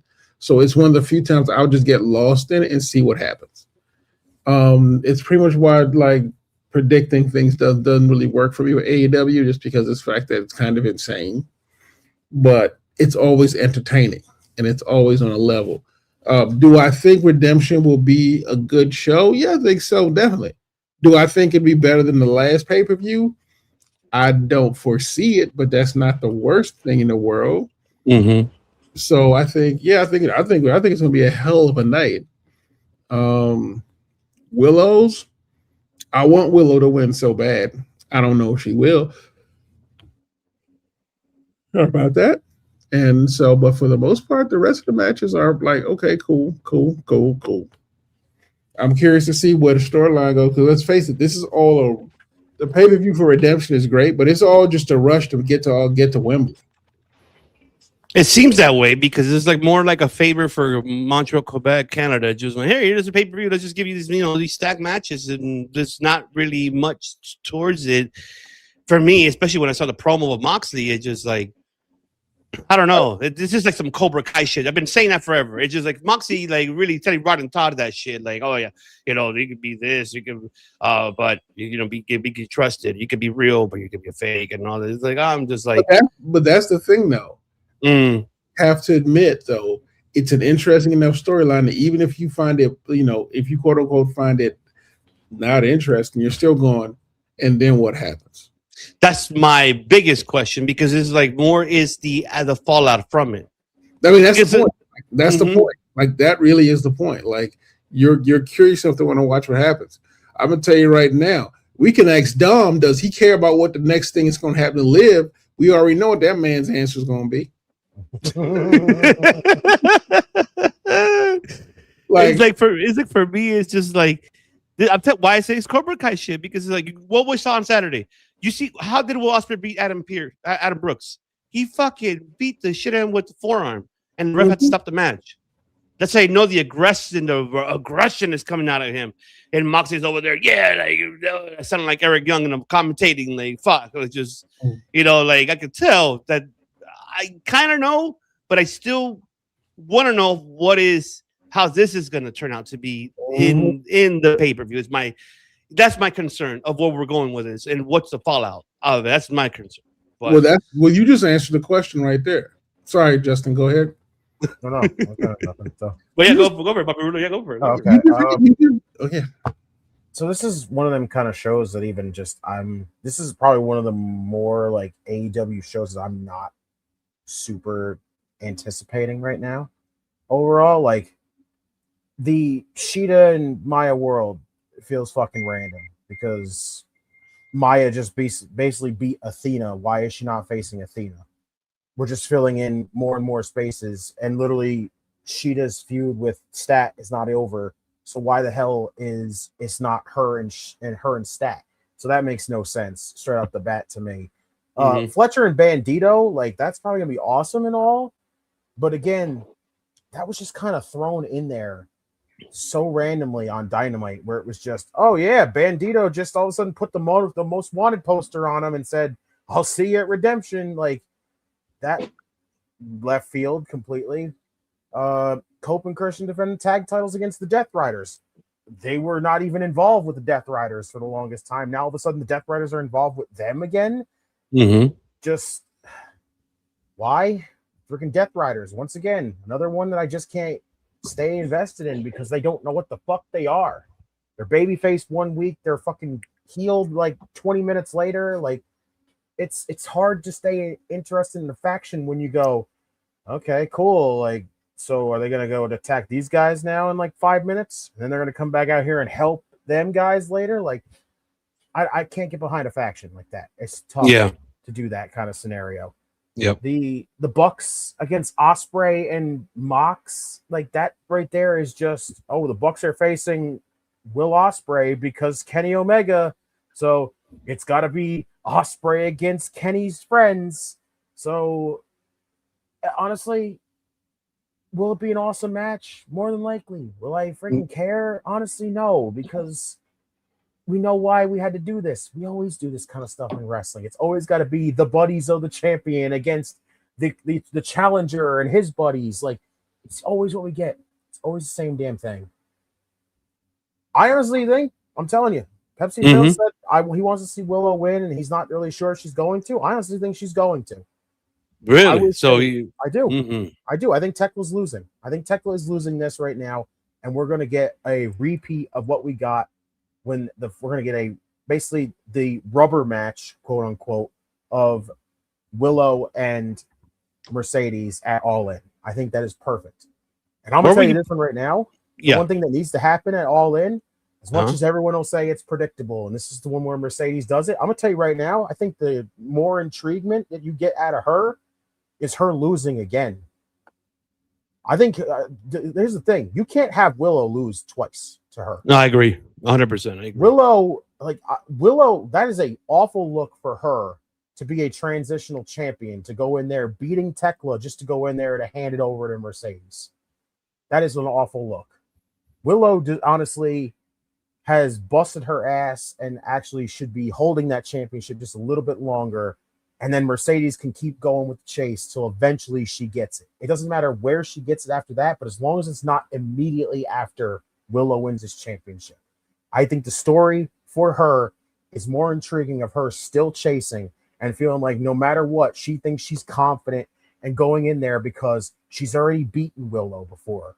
If you have her going in there with a lot of overconfidence going up against Willow, thinking she's going to easily win, I think that sets up an easy way for Willow to actually get the dub, which needs to be the case. Mercedes should not win this immediately right off the bat. So I actually do, like I said, I do think she is winning this completely. I just think what they did with her was really bad for what they did with how that's. We had her stripped of the TBS title for a shoulder injury to basically go, we don't know if this is a worked injury or if this is just a not so serious injury, for her to come back and just basically get elevated to the women's championship. I get it. You don't want to have her lose because that doesn't really look good overall, which like, oh, she just lost the TBS title and now she's in here challenging for the women's title. Maybe she got some more wins, then that would make sense. But this whole angle that they did, whatever this was, of Willow's shoulder, to me goes very weird. I don't know why they did this. I don't know why this was the case. If it was not so serious, I don't know why I had to take the title off of her.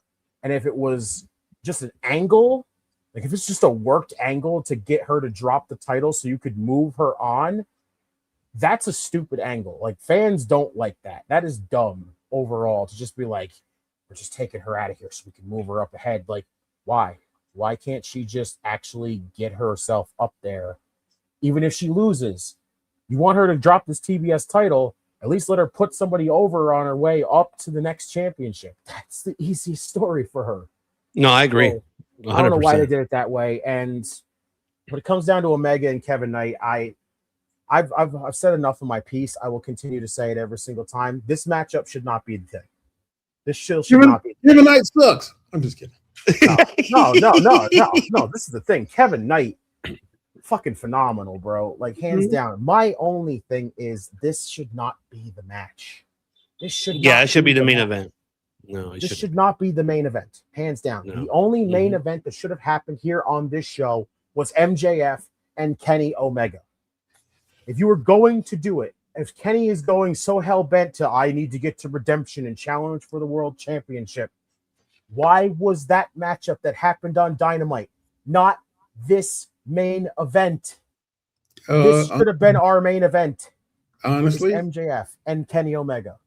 Honestly, I enjoy the fact that, well, MJF got hurt. I know that, but other than that, but you can't tell me that at this point he couldn't fucking last long enough to get to All In and drop that title to freaking Will Ospreay. I mean, honestly, all these matches with a fucked up leg, it looked like he wasn't even hurt at all. I mean, I ain't the one out here trying to have the man do some permanent damage. Man said he was hurt. He worked for a year straight with no breaks. I'm hurting. Gave up his honeymoon and shit. The man wanted to break from his knee, was killing him. I'm like, okay.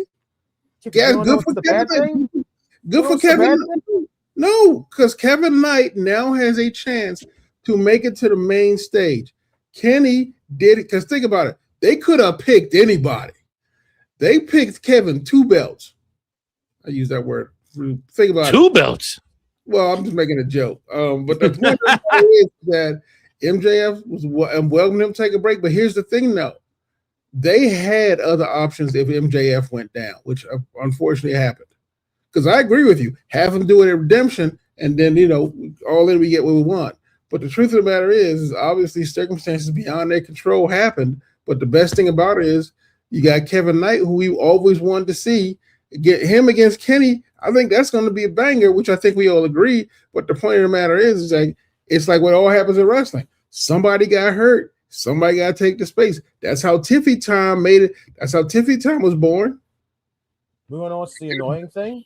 Mm-hmm. There's fucking all this freaking speculation going around that MJF's going to be part of All In. He's going to be part of All In anyway. And you know what? That freaking doesn't make any goddamn sense then? Why did he drop the title then? Why did he drop the title? I mean, man, it's rumors, man. It's rumors on the internet. I don't know why you pay attention to. I'm gonna tell you this. I'm not saying this. I'm just saying this. If I'm watching this Dynamite coming up in the coming weeks before All In, like, I'm not even worried about Redemption. I'm talking about going into All In. If at any of those coming weeks MJF comes back, there is zero fucking reason why he dropped that championship to Kenny Omega. There's zero reason why. That matchup at fucking All In should have been MJF versus Will Ospreay, not Kenny Omega versus Will Ospreay. Kenny, listen, I get everybody is going to say Omega and Ospreay need to have their rubber match. Guess what? You can still have them their fucking rubber match. You can still have their fucking rubber match after Will Ospreay wins the fucking world title. It's not that difficult to do. None of it was that difficult to do. Everything. This part being still frustrates the fuck out of me because it feels like we just took all the story that we had going for MJF, basically leading up, no matter how fucking predictable it felt going forward. Everything going forward felt predictable for MJF, but you know what? At least it would have been fucking intriguing going forward. Him facing Omega in Redemption, beating Omega at Redemption, and fucking attaching that stipulation onto him. You could have done that stipulation of Omega loses, he can no longer challenge for the world title. I want that. You could let that sink in for weeks on end. Just all the way up to All Out. All the way to All In, where it just sinks into Kenny's head going, you know what? This man cost me my opportunity to ever challenge for a world championship again. Guess what? I'm screwing him out of a world championship. Same thing with how they brought Hangman Adam Page back because it was his hometown. You should have kept that man off television until All In to be the last man to show up and screw over MJF and have him lose that world championship. Literally, All In this year should have been like a WrestleMania 40 scenario. MJF aligned with the Callis family. Will Ospreay has the Death Riders. He has Kenny Omega. He has Hangman Adam Page. He has Darby. All these people to basically back him up and take care of the Callis family, which eventually leads to Hangman Adam Page showing up and being the one to screw over MJF, cost him that world championship, then proceed to go into a story scenario where you got Omega, who can no longer challenge for the world championship. You have Hangman Adam Page, who is there to challenge, who can no longer challenge for the world championship ever again. Will Ospreay, being the man that he is, literally, it's full circle. Who was the one last year that we had going into last year's All In, but challenging Moxley for the world title? It was Ospreay and Hangman Adam Page. Ospreay was still willing to go out there and sacrifice himself to help Hangman win that championship. That is a full circle fucking story where Hangman now comes out to help Ospreay win the championship.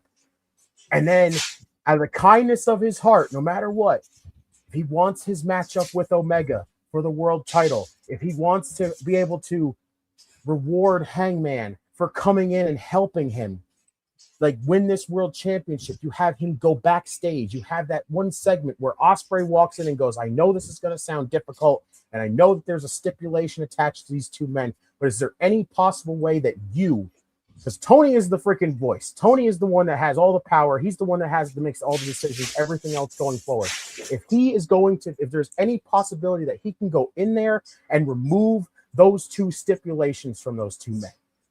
I mean, now Omega can challenge for the world championship again. Hangman can challenge for the world championship again. It is a reward for both of them for helping him win the world championship. And then we go on from there. Everything felt story-wise for MJF leading into All In. Even freaking Grand Slam Mexico after Redemption. Andrade has been asking for this world championship match for fucking months now. Mm-hmm. Andrade. And who is he always targeting? MJF. Mm-hmm. He now literally has to settle for a lesser championship now, challenging Mark Davis for the national championship. That is like an insult to that man. That basically has taken all the story we had built up and threw it out the fucking window because we need the Omega and Ospreay dream match. Because Tony Khan loves New Japan Pro Wrestling so damn much that he has to have Omega and Ospreay under his banner. It has to be at All In. That is ridiculous. That is ridiculous, period. That should have been the scenario that you could have had after Ospreay wins the world title. It just felt like you took all that story and threw it out the window for a dream match that you could have still had at any point possible. And now we got this filler garbage. I don't care. I like Kevin Knight. I think it's fantastic. I think him with the Don Callis family is still a little questionable. I think he could have done pretty damn well on his own as a single heel. Would have been great. But I'm so far not truly despising him being a part of the Callis family. Mm-hmm. Because right now you got all the mid-card titles in the Don Callis family, which is pretty cool overall. Mm-hmm. Right now, this man is just basically here because he asked MJF for a world championship opportunity, and now Kenny has to follow through for it. And that part to me just feels so dialed in, and I hate every second of it because it's not story-wise. Nothing is story-wise. This is just happening because it has to happen. Kenny had to be like, this part is just the part that irks me. It just feels like they had nothing to do with for Kenny Omega going into any of these shows. So they had to give him that world title. And that's the part that just really frustrates me as a fan that's been watching Dynamite every single week and seeing all this built up story. And let's just be honest here. MJF is the biggest name that company has. He is a bigger name than Kenny Omega. He's a bigger name than the Young Bucks. He's a bigger name than Jon Moxley. He's a bigger name than Will Ospreay. And Will Ospreay, I will say, it is the biggest baby face in that entire company. There is no reason why it should not have been the biggest heel and the biggest baby face and freaking All In Wembley for that world championship, not just Omega just inserting himself in that entire story because it's just we have nothing to do for Kenny Omega, so we have to insert him in this story to get him involved in it instead of MJF. It's going to frustrate the shit out of me because if he comes back at any of the upcoming weeks and he has a matchup at All In that's not him challenging for the world championship, it's not him defending that world championship, everything here got fucked up. Yeah. And honestly, like I said, it affects Redemption for me. Like this whole thing, this card feels dialed in. It really feels dialed in, and I don't like that. And I even forgot to add one more into that card because I forgot to add this guy right there into because he's getting his shot. How you know? I'm gonna say this. I do have one thing. All due respect, Redeemer, you sound like Vince. What? What would you? Wait a minute. Because literally, it was a quality of life decision for MJF to step down, and you like, fuck your life, give me my story. That's what I heard. That's literally what I heard. MJF was honest. Wow. Instead of giving us a shitty match, he was like, I can't do it. And I respect that. So for quality of life choice, he goes. And yet, are they scrambling? Yes, I cannot argue that point whatsoever. I can't believe you said that shit. I'm sorry, man. I'll give him credit for going, I can't do it, and then finding a legitimate, genuine plan B versus what we would have seen someplace else. But how's Kevin Knight a plan B though? That's the thing. Like I said, it all comes down. It all comes down if he actually does come back at any of the coming weeks, and he involves and he has a matchup at All In. I'm calling bullshit on all this. Let me finish. The point of the matter is Kevin Knight has been saying since day one, going back to Darby Allin, that he wants that championship. So it's not out of the question that, you know, Mr. I want to be a real champion will give Kevin Knight the shot. So it's not implausible. Like I said, is it kind of like okay, it's a young kid, but I'm going to give him a shot because he's been making big waves for himself. And Kenny is the aging fighter who has to fight the young guy to prove he's still Kenny. Like, it makes perfect sense to me because honestly, Kevin Knight's been bucking as well, and he's been bucking longer than Andrade's been wanting that championship. If we're going for seniority, Kevin Knight, the day he won that TNT champion, the first thing he said was, I'm getting 2 belts. He was so hell-bent on it, he damn near killed Darby Allin to do it. And Darby had lost. Literally, you're sitting there going, Kevin, why you beat Darby? MJF has the belt. You real man for some reason to get 2 belts. What the fuck, man? I blame Shibata. He trained. Why you blaming Shibata? Shibata trained that motherfucker. That is Shibata. That is Shibata. Just fucking blame him. Shibata trained Kevin Knight, and this is what happened. This is like Shibata, the evil sensei, and literally Kevin Knight is what literally is Johnny. Oh shit! Kevin Knight is Johnny. Wow. Blame it on Shibata. This shit. Blame it on. I blame Shibata. I hope Shibata sees this. I want him to see this. I want me like I said, going forward. Like I said, for me, they think about it. The idea is now. What I'm getting is now the idea is to blame Shibata to this now.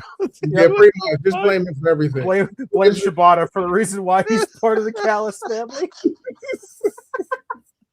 Exactly. Damn you, Shibata. You trained him so damn well, he joined the Callis family. Dude, you know what? Fuck it. We're not blaming Tony Khan on this. We're going to blame Shibata now moving forward. Bullshit, Shibata.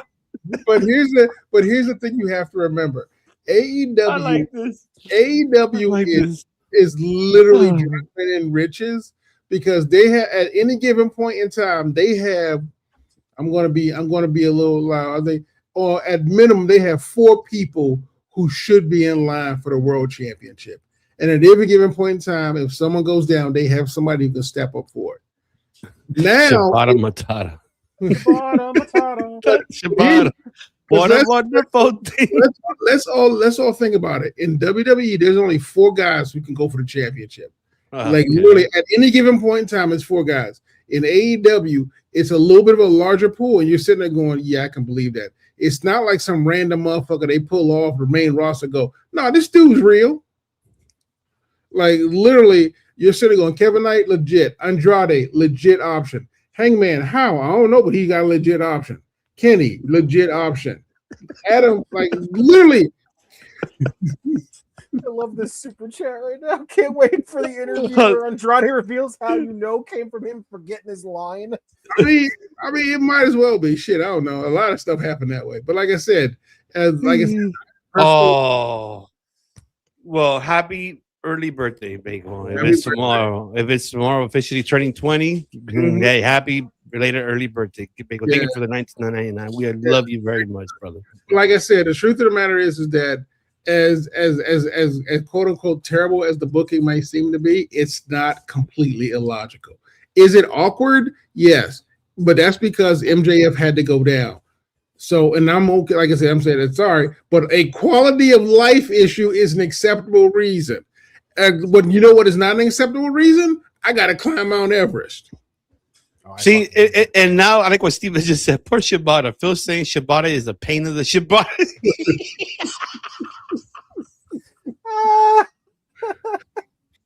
You see what you started? Now on Dynamite, guarantee that Justice is saying, you know what? Blame it on Shibata. See that now. No, blame it on Shibata. I swear to God, every time Kevin Knight does something douchey on Dynamite, I'm going. Did you see when he did stupid on Collision? Like, did you see? Like, no. Every time he does something like that, I'm gonna go on AEW's Twitter. I'm gonna go on AEW's Twitter and just say it's Shibata's fault. Look, I'll say this quick about Kevin Knight. He did have a good match against AR Fox. It was a good match, but the aftermath, I know that he's all saying hi. He was being, Bobby Boucher, like, oh, champions, that's right, good shit, fellas, yeah.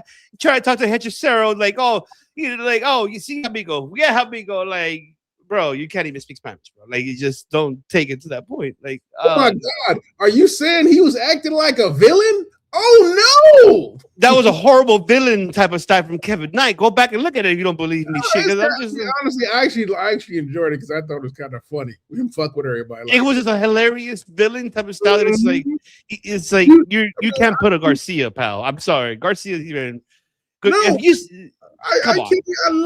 I have seen comedies where the villain is hilarious. I'm okay with that. Okay, and let's see. Anthony saying, yeah, we're gonna get to that. Give me a few, Anthony. We'll get to that. It means no worries.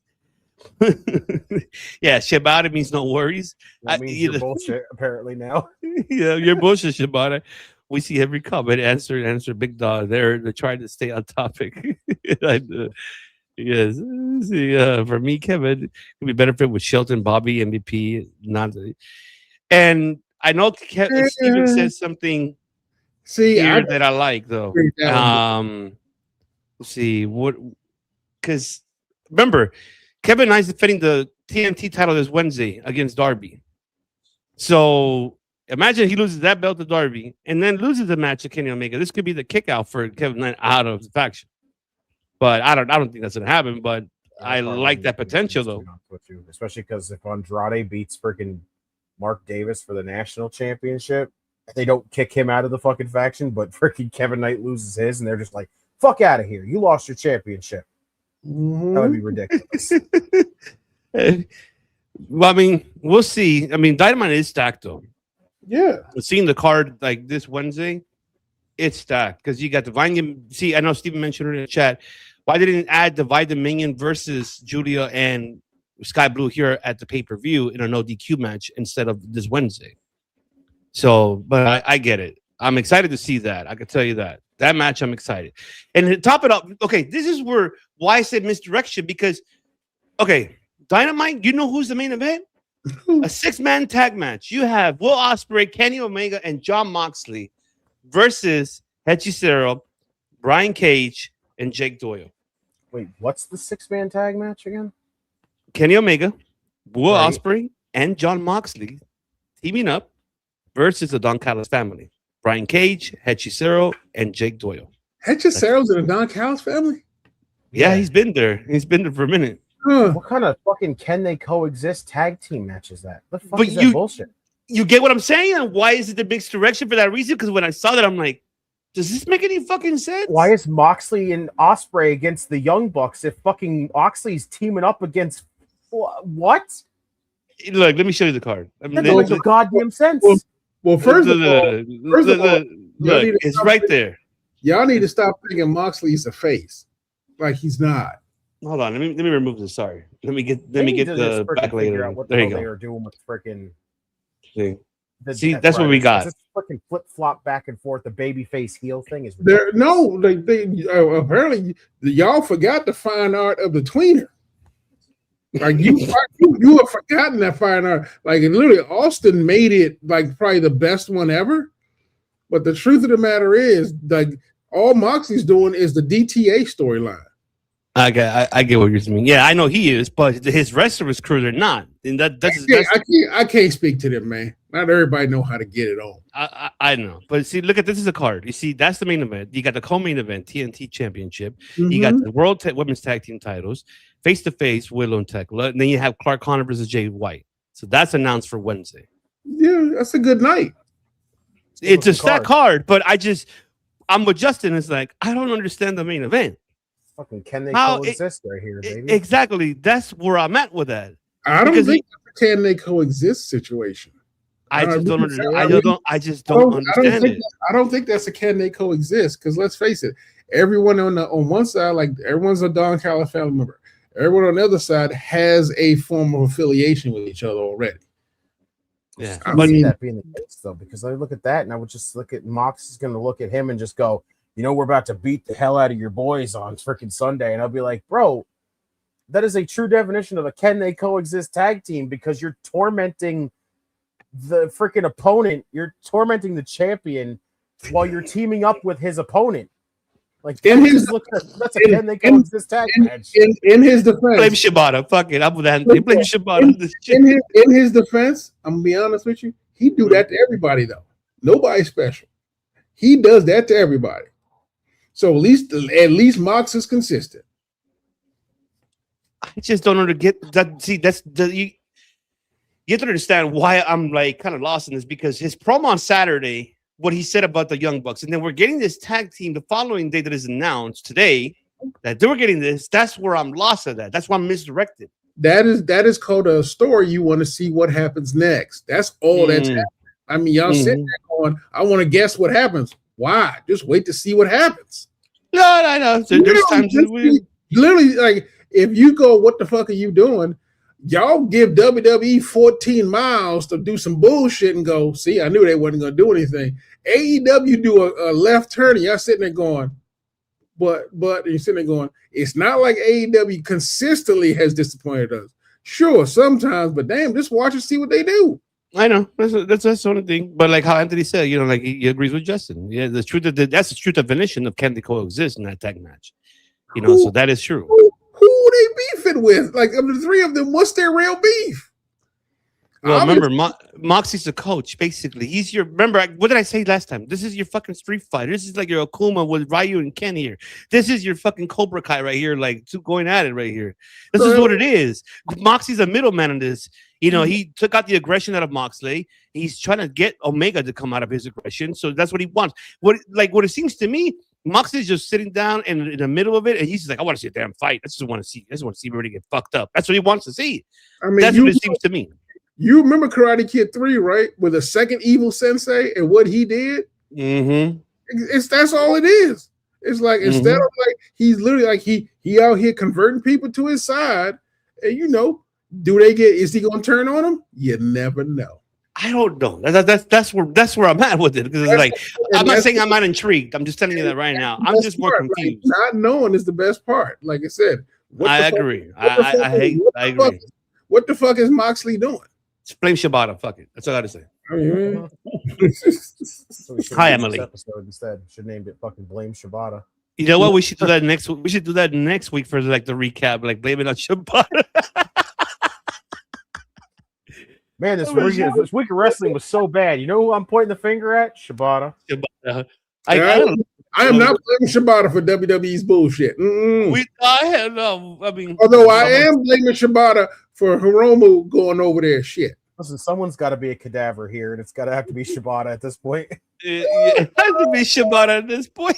It has to be. Shibata be on that bullshit. I mean, so I'm excited for the Sister of Sins, though, and Divide Dimension. I'm excited for that one, to be honest with you. Yeah. And Clark Connors and Jay White. Oh, man, some fucking New Japan style. Oh, let's go. War Dog versus Bang Bang Gang. What I don't like about Cap. That's what I'm saying, that this is going to be a good go-home show for Redemption. I'll give him that. I'll give him that. I'm not knocking it out the park. Like, I'm not knocking it off. I'm just saying I'm really excited for it. So it's just, I'm just more like, what the fuck? Why are we getting the three here? Like, that's where I'm at. Can they we should call it that for this Wednesday. Can they coexist here on Dynamite? They freaking still, like I said, that whole thing with MJF and Kenny has still got me so just frustrated about that main event being the fact that we're getting this freaking filler ass main event when literally all you had to do was fucking just stick to the story you had going forward, and that was it. But this was a real misdirection as far as I'm concerned. I know. I blame Meltzer on this. I know Meltzer fucking called Tony Khan. I know he did. And Anthony's saying, I said there's a partnership between Death Riders and Dogs is a partnership of convenience. You really think Mark wants to be second in command to Connors?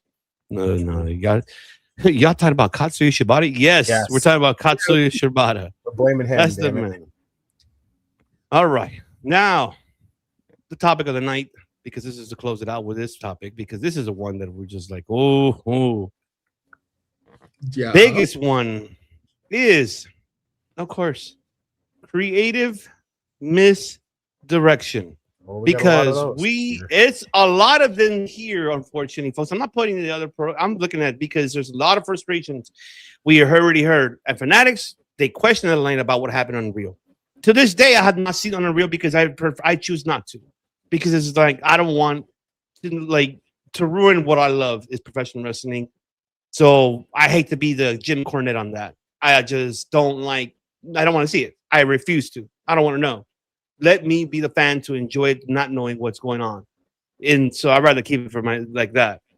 Then you had Bailey that they recap an interview she did with Chris Van Fleet last night. She's frustrated of her booking. And we already saw that what happened on the main event. She put over Lyra Valkyria. But what's her comment was, I'm not at the level where Becky and charted it. And it's true. She has not been at that level. The only time that she was the unfortunate during the pandemic era, not with audiences. That's what sucks. However, with the audiences, those two other women did. She wasn't at that level. Now, you brought these top signees that you see in front of us and not have done quite nothing, really directing them anything to us fans, especially with the man who went from a former NXT champion.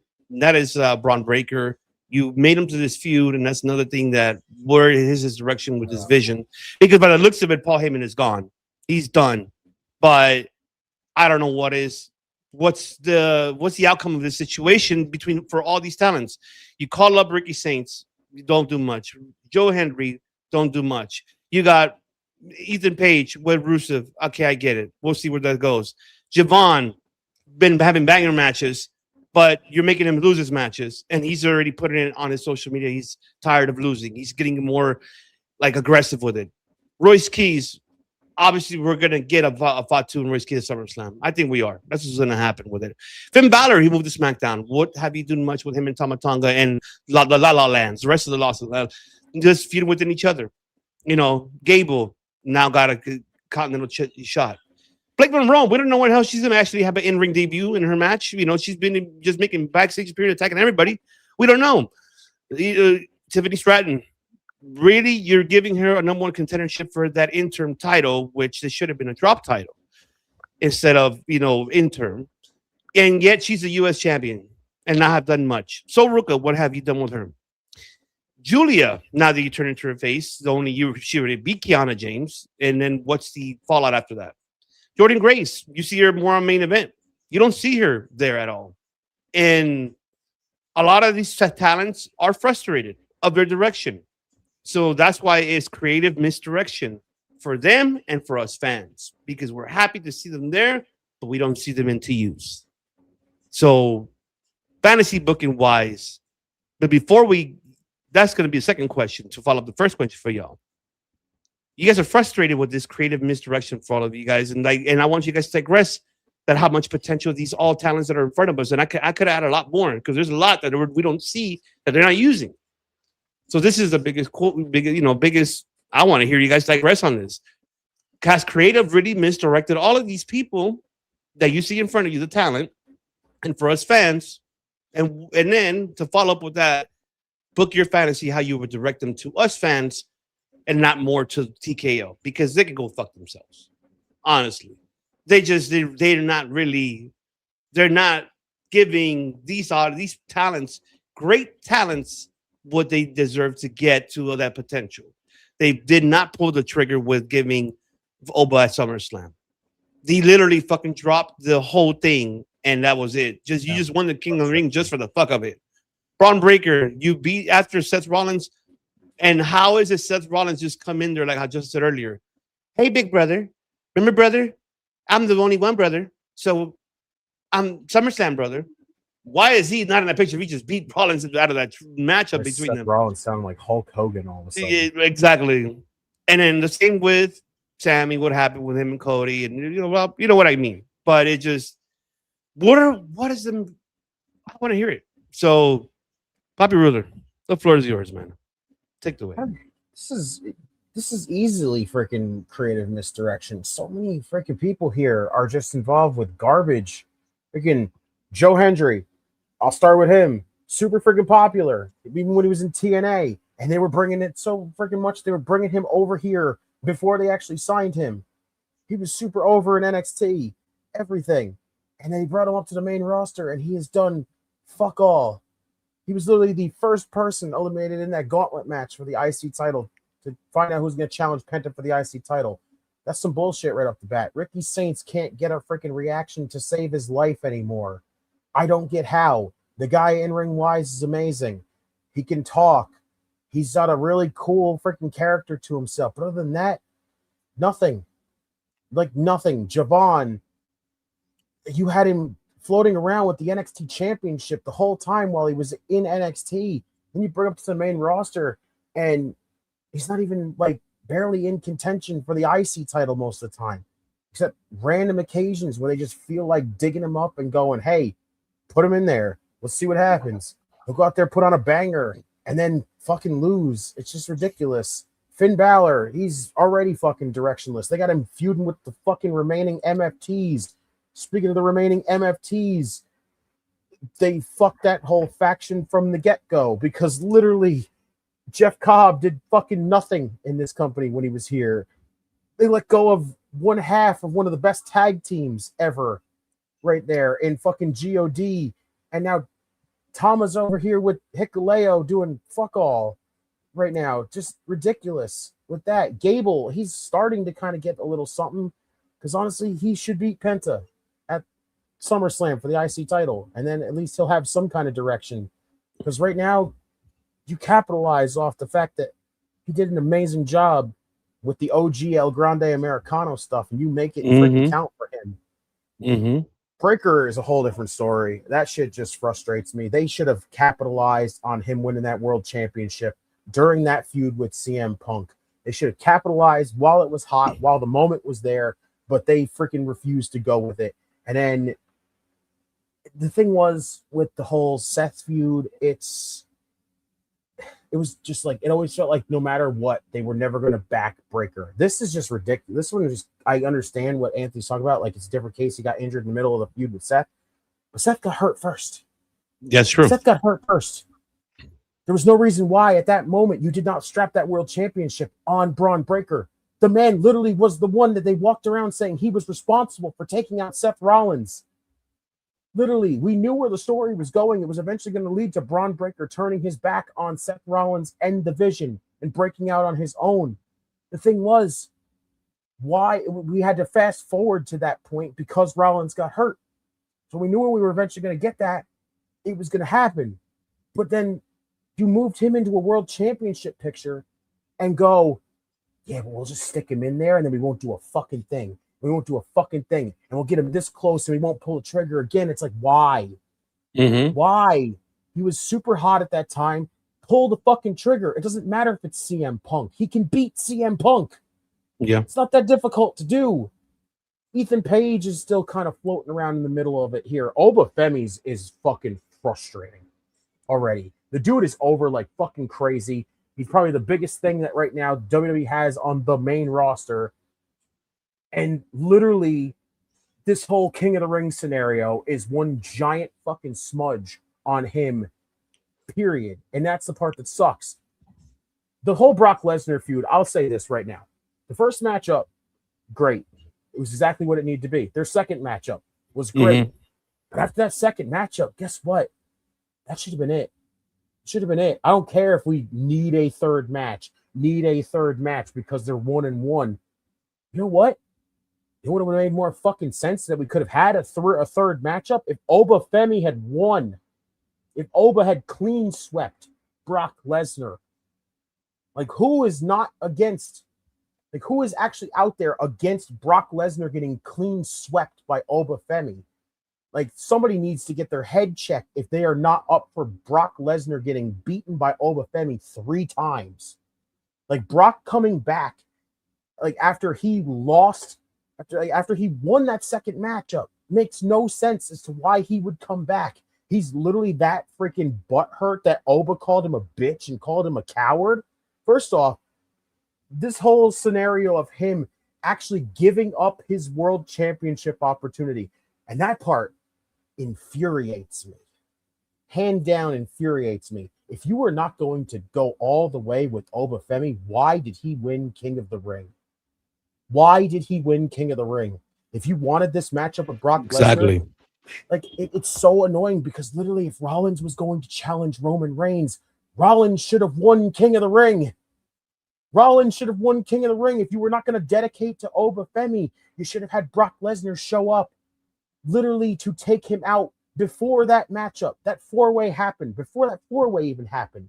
You should have either resulted in Oba Femi brawling with Brock Lesnar off screen or Brock laying him out before the matchup even starts so he can't even make the match.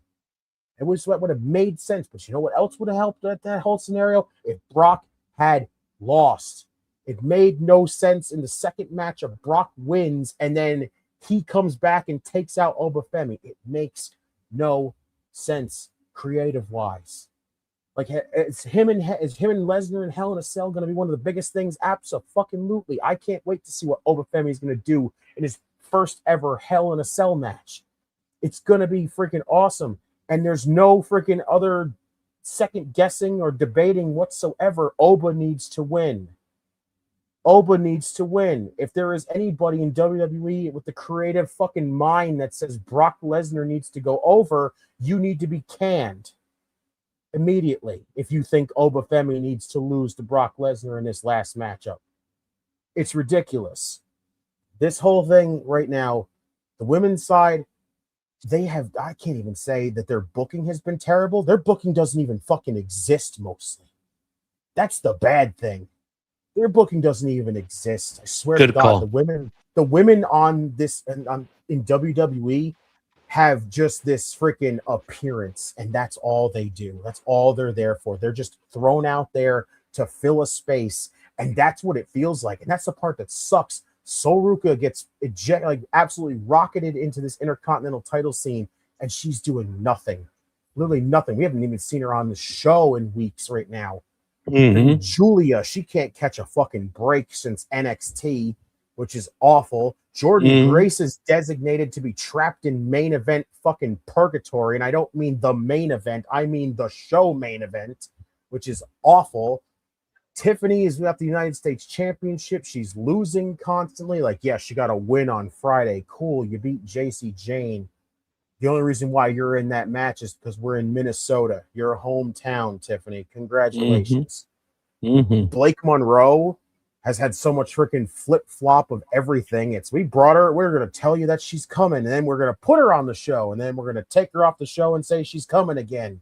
And now she's back on the show, and for some reason she's attacking Candice LeRae. Now, what kind doesn't of make any sense? That? Yeah. Doesn't make any sense. Overall, like, there's so much awful booking in WWE period right now. And even I would even say in AEW, there's a lot of bad booking. Like, just hands down, it's just so either just you're not committing to anything or you're just not doing anything. And I don't get that. Like, so much of just it's this weird mentality of it feels like WWE will not take a risk. AEW will take a risk, but it will be the wrong decision. WWE just likes to play it safe and go, we can't go against our booking. We can't go against our booking. We can't change this. We have to stick with what we got. I don't get that. I don't get it. I don't get it. Yeah. You can take the chance. Take a chance once in a while. And if it freaking fails, you have all the freaking needs and everything in your freaking arsenal to rewrite that and change it. Everything. Same goes for AEW. But it's like AEW has this thing where they just seem to like take a chance and then they just stay there.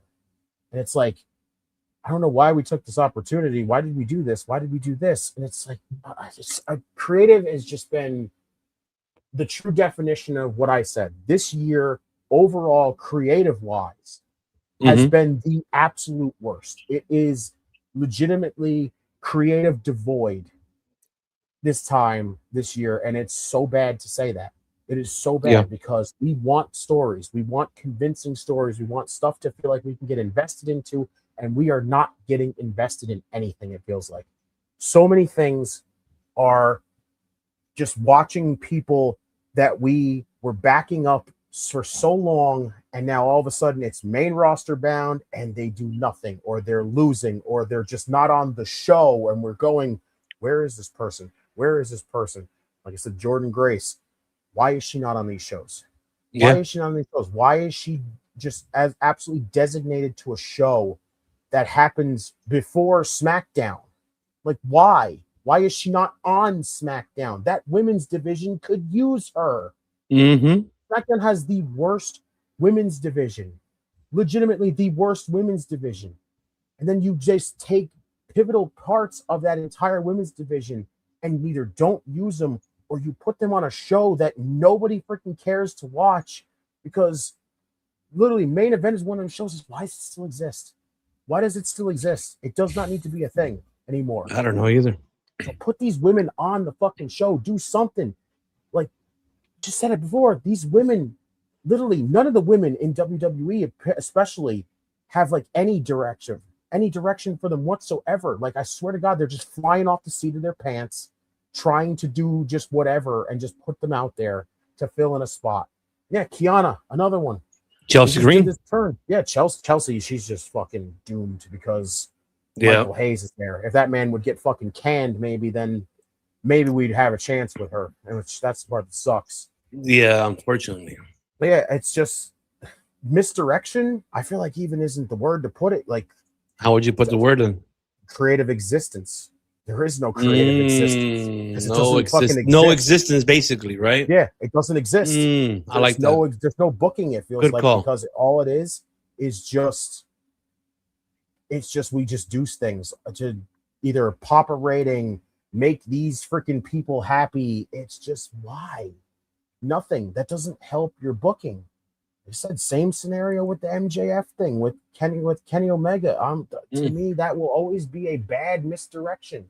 You are locked in a route full of story, and you took it off for a dream match that you could have easily had. You still could have had it, but you had to just wait to get to that scenario where it would have made sense. Where you interjected Kenny in a story that literally did not need to be a thing. So overall, it's just like creative frustrates me this year. And that's the part I don't like, because it either doesn't exist or when it does try to shine a light in there and go, we're going to try something creative-wise. We're going to try something creative-wise. It's awful. It doesn't make sense.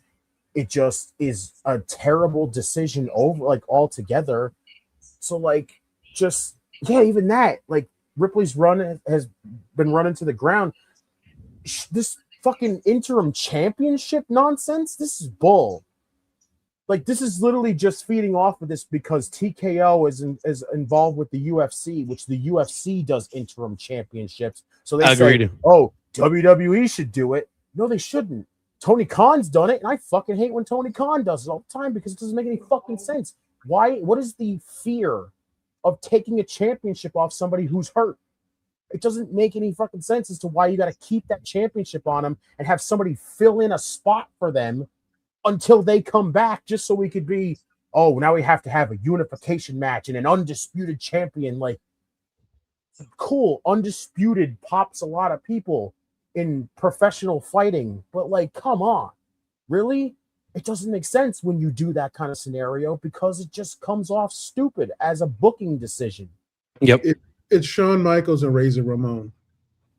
I didn't like that either, though. That's bad too, honestly. Really, it gave us one of the greatest ladder matches. This is one of the best ladder matches, but really, no, the storyline was great. That led to the greatest storyline to it. So I'm not going. So the interim matches, I'm not going to say it's a bad idea. I just say, to your point, though, it is being executed clumsily. Yeah, it's awful, the way they handle it. The qualifying matches for this have been terrible. The choice of this, it's just, once again, we literally talked about this on Friday. Nia Jax is getting a second opportunity for a qualifying match when there's a shit ton of other women that could still have an opportunity to enter this ladder match. 100%. And I remember we said on Friday, why didn't they give it to Lash right there instead of Nia? Right? That's where I was. Yeah, I was like, I think Lash could have just said, "Do you want? Let me take care of that bitch," and then okay, like cool. I think Nia wouldn't have said no. I get the point that you want to be in the title, but this could have been Lash's opportunity too. Right? I just don't understand it. I just don't get why it has to. Yeah, that's where I'm like, it's just fucking frustrating. Creatively devoid this year, and that is the part that's frustrating. So I think you're arguing about three different things right now, but I'm going to stick with the terrible booking that WWE and what they're doing to their talent. And I have a pretty good idea why they're doing it. I want to hear this. Go ahead. I want to hear this. It's a financial reason. Here's the problem. Everyone you've mentioned, not the later ones on the bad ones, but every top hot star you mentioned literally got a pop as soon as to the point where literally they were main event ready as soon as they came in. Javon came in and literally inside of 2 matches, before he even made the main roster, was already main roster ready, top guy ready. The same, and Braun Breaker was a monster. Literally 10 minutes in, they gave him the IC title. And then 10 minutes after that, they were like, why don't he have a world championship yet? Now, that's the story for all of them. Everyone you mentioned, Tiffy Time and all the rest of them. Literally, they're all they came up monster, and literally their merch was going through the roof. Here's the problem with that. There is a certain point when these guys get so good, they have to pay them for that fame. Literally, the top shelf only goes to Roman, Seth, CM Punk, and a few other people.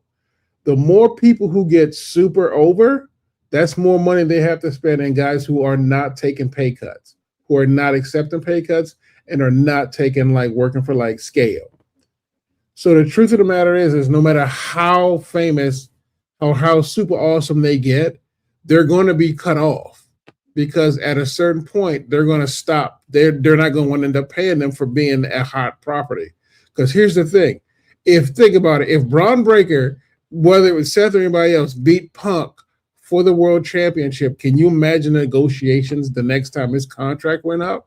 He's a world champion. Literally, by contract rights, he has to get a pay bump. So a lot of these guys who come in and they're doing amazing, it's no surprise that they fizzled out. It really isn't, because booking's slow down on him. He's too fancy. Chelsea Green, perfect example. Chelsea Green had no help. Got over in 2 countries. More than 2 countries. I'll tell you that right now. I'll clarify that. It's more than 2 countries. But like I mean, like she got a title in Mexico and a title in America is what I'm talking about. Okay, sorry. Yeah, that's what I meant. Okay. Literally, without even trying, she held like a mixed tag team championship, a U.S. championship. Literally, is like set the standard for the women's U.S. title.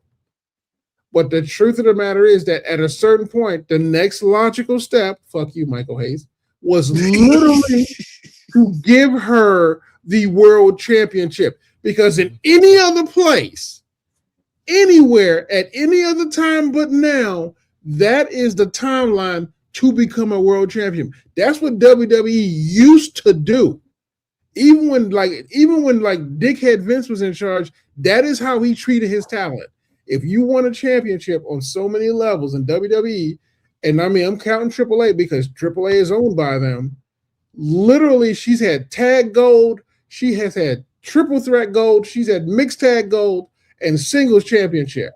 Mm-hmm. Why has she never been given an IC shot? Why has she never been given a world championship shot? Literally, it's because of the fact that if she gets too popular. Shout out to Tim, of course. Much love, Tim. That's right. She did, and she also won a Money in the Bank championship match. But the should have won. No, she should have won the money. Yeah, that's true. She did. She did have the best. She had the best. Yeah. I'm sorry, but the point of the matter is think about it this way. Literally, people who are on track to be successful are great for the company. People who finally reach that top shelf are not great for the company. They need that window and that ceiling to exist. Because if someone breaks through that ceiling, they have to get paid for breaking through that ceiling. It's the same reason why LA Knight is getting fucked off. That's another person because it's like it, like you know how just as I said earlier, is it fear? Is it fear? But you're breaking it down. It's finance. Yeah, I know. That I was going to get to that. Yeah, exactly. I'm going where you're going to. It's like it's both. It's combined. It's combined of that. Mm-hmm. But my debate on that is just like. Why? Because it's like besides being broke, besides the whole situation. But I hear you, and I apologize to interrupt you. But you know the whole financial situation. Mm-hmm. How do you expect us fans to be really more intrigued in the product if you're just like you're repeating something that happened back into like what it was? What? How can I compare it? It's like fucking going the 80s and 90s, golden era to the next generation. That's pretty much what we're looking at here at the moment. It's like you're holding back these people, but I hear your debate. Why? Because of the financial situation. It's more than that because you talked about it already. The product is not the talent. The product is the company. Mm-hmm. They will advertise the company because on the stock exchange, that's what makes them more money. Roman Reigns makes them money because he's the face of the company. He's the number one. Yeah, Chelsea Green is just a world champion who they don't see as making them more money. Like, it's the reason why they don't do the booking. Because if they don't believe that match will make the company money, they're not going to go that route. Think about it. Cody and Punk makes them money, or so they believe. But the truth of the matter is, Braun Breaker versus Cody or Punk makes more sense as a wrestling fan. As an entertainment fan, Punk versus Cody makes sense. They're not trying to sell wrestling anymore. That's what I'm saying. They want to erase professional wrestling and keep how you just said it, entertainment. They want to identify this as entertainment. That's the problem, and that's what I'm against with. But I hear you. But the entertainment is not like usually what you can say is there's swimming entertainment, but the entertainment is wrestling. I do not believe they care. Like it's like to your point, when you say they don't like. I don't think they care about wrestling anymore. I think they care about guys who can do it because it makes the WWE stronger. But it's more because on the stock exchange it does. But does that include? Do they understand that good booking and good storylines make the company stronger, or do they just think having guys wrestle well enough and decent enough is what makes it stronger? Because honestly, it seems like they go for And I'll give NXT credit. They haven't been affected by this. But when you get to the main, not. They better not keep NXT away from that shit because NXT's number one right now, killing it. In my opinion, but NXT's like killing it. Yeah, exactly. But my point is like once they get into the main roster, they just believe that it's there just to be there as part of this thing. It's like when you watch an SNL sketch. Like the sketches are not what sells SNL. It's just a bunch of stuff that SNL talks about. Like SNL is a sketch show. They do sketch. WWE is a wrestling show. They do a bunch of wrestling, but that's not what really sells. It's the aura of a wrestling company. But like they don't have to like focus on making it the best one. It's like when you watch SNL. They rarely have multiple sketches that lead into the next one or storylines like last time we did this sketch. It's usually like, so yeah, do they have a callback? Yeah, sure. But there's a consistent story of one through thread. It's just a bunch of little things that like make sense for like 2 seconds and then they move on from it. Like literally that is how they are treating it. They're treating wrestling like, and I just dawned on me like a Saturday Night Live sketch show. And it sucks because look at what Steven's comment. And because how is it because and like I said, I hate to fucking be troubleism here. I don't know, and excuse me if I am. I'm not trying to do that. It's just that when they announced this, $25 per ticket. I'm assuming because of $2,500 or $25. $25. They did announce it's $25. Okay. And this is how you know because reason. And I don't. And like I said again, I apologize if I'm including this trouble type of bullshit, but it's comparison because all it is selling sold out more than they are selling at the moment, unfortunately. And they hyped this 2-night event, and of course we were hyped for it. I'm still hyped for it just because obviously we're going to see it. We're analysts. We analyze the situation, but it's just that already tells you there for the fans that are already like, I don't think fuck that. I'm not putting my rent or my mortgage payment to go see a shitty fucking show that is not going to give me much a hype. Plus the expenses that I'm going to get with drinks, with beverages, with food. That's not even part of the ticket itself. Is for them to really get desperate to sell out because they got 3 more fucking, not even 3 weeks. I mean, is it 3 weeks technically? Yes, right? Or 2 weeks? I would say 2 weeks. No, actually, no. A week. I mean, 2 weeks. Yeah, 2 weeks. Sorry. Yeah, you're right. 2 weeks. So it's like, that's sad. That's what I'm saying. Like, I hear your point, Phil, what you're saying. I'm not, like, I didn't thought about that until you just brought it up right now about the financial situation. I didn't think about that. So I like that. Good call. But that's where I'm saying that then that's the case. Like how Justin said, take the fucking risk. Why are you not taking the risk? Because it's gonna hurt you. You're already losing money. Might as well try to see if you're gonna gain some money off of it. Because that's the point. Like that's the point. Is a risk. Is it risk of being risk, fear? What the fuck is it? Like that's my debate towards it. That is not how corporate America works. Think about it. And that's unfortunate. If they took a chance, would we really have 5 Sharknadoes? Like literally, if they took a chance, yes, 5 of them. But if they took a chance on new movies, they would. Is there a chance? Like, do we need a third Jumanji fucking movie? No. Hell no, I don't want a third Jumanji movie. Hell no. It's coming though, because instead of doing something new or doing a different one, what do? Back to the well, because that's what they think will keep them fresh. Like they will not try something new. As long as something works, they will keep kicking that dead horse until they stop making money from it. Just give us freaking sharks with laser beams, and that's what I just give us that. That's what I want. Sharks with freaking laser beams. Give us that, because like that's I said, it's just frustrating to see these incredible potential talent that are not given the opportunity for them to have that. Guarantee you they can sell their tickets, but they're not giving the risk for them to do it.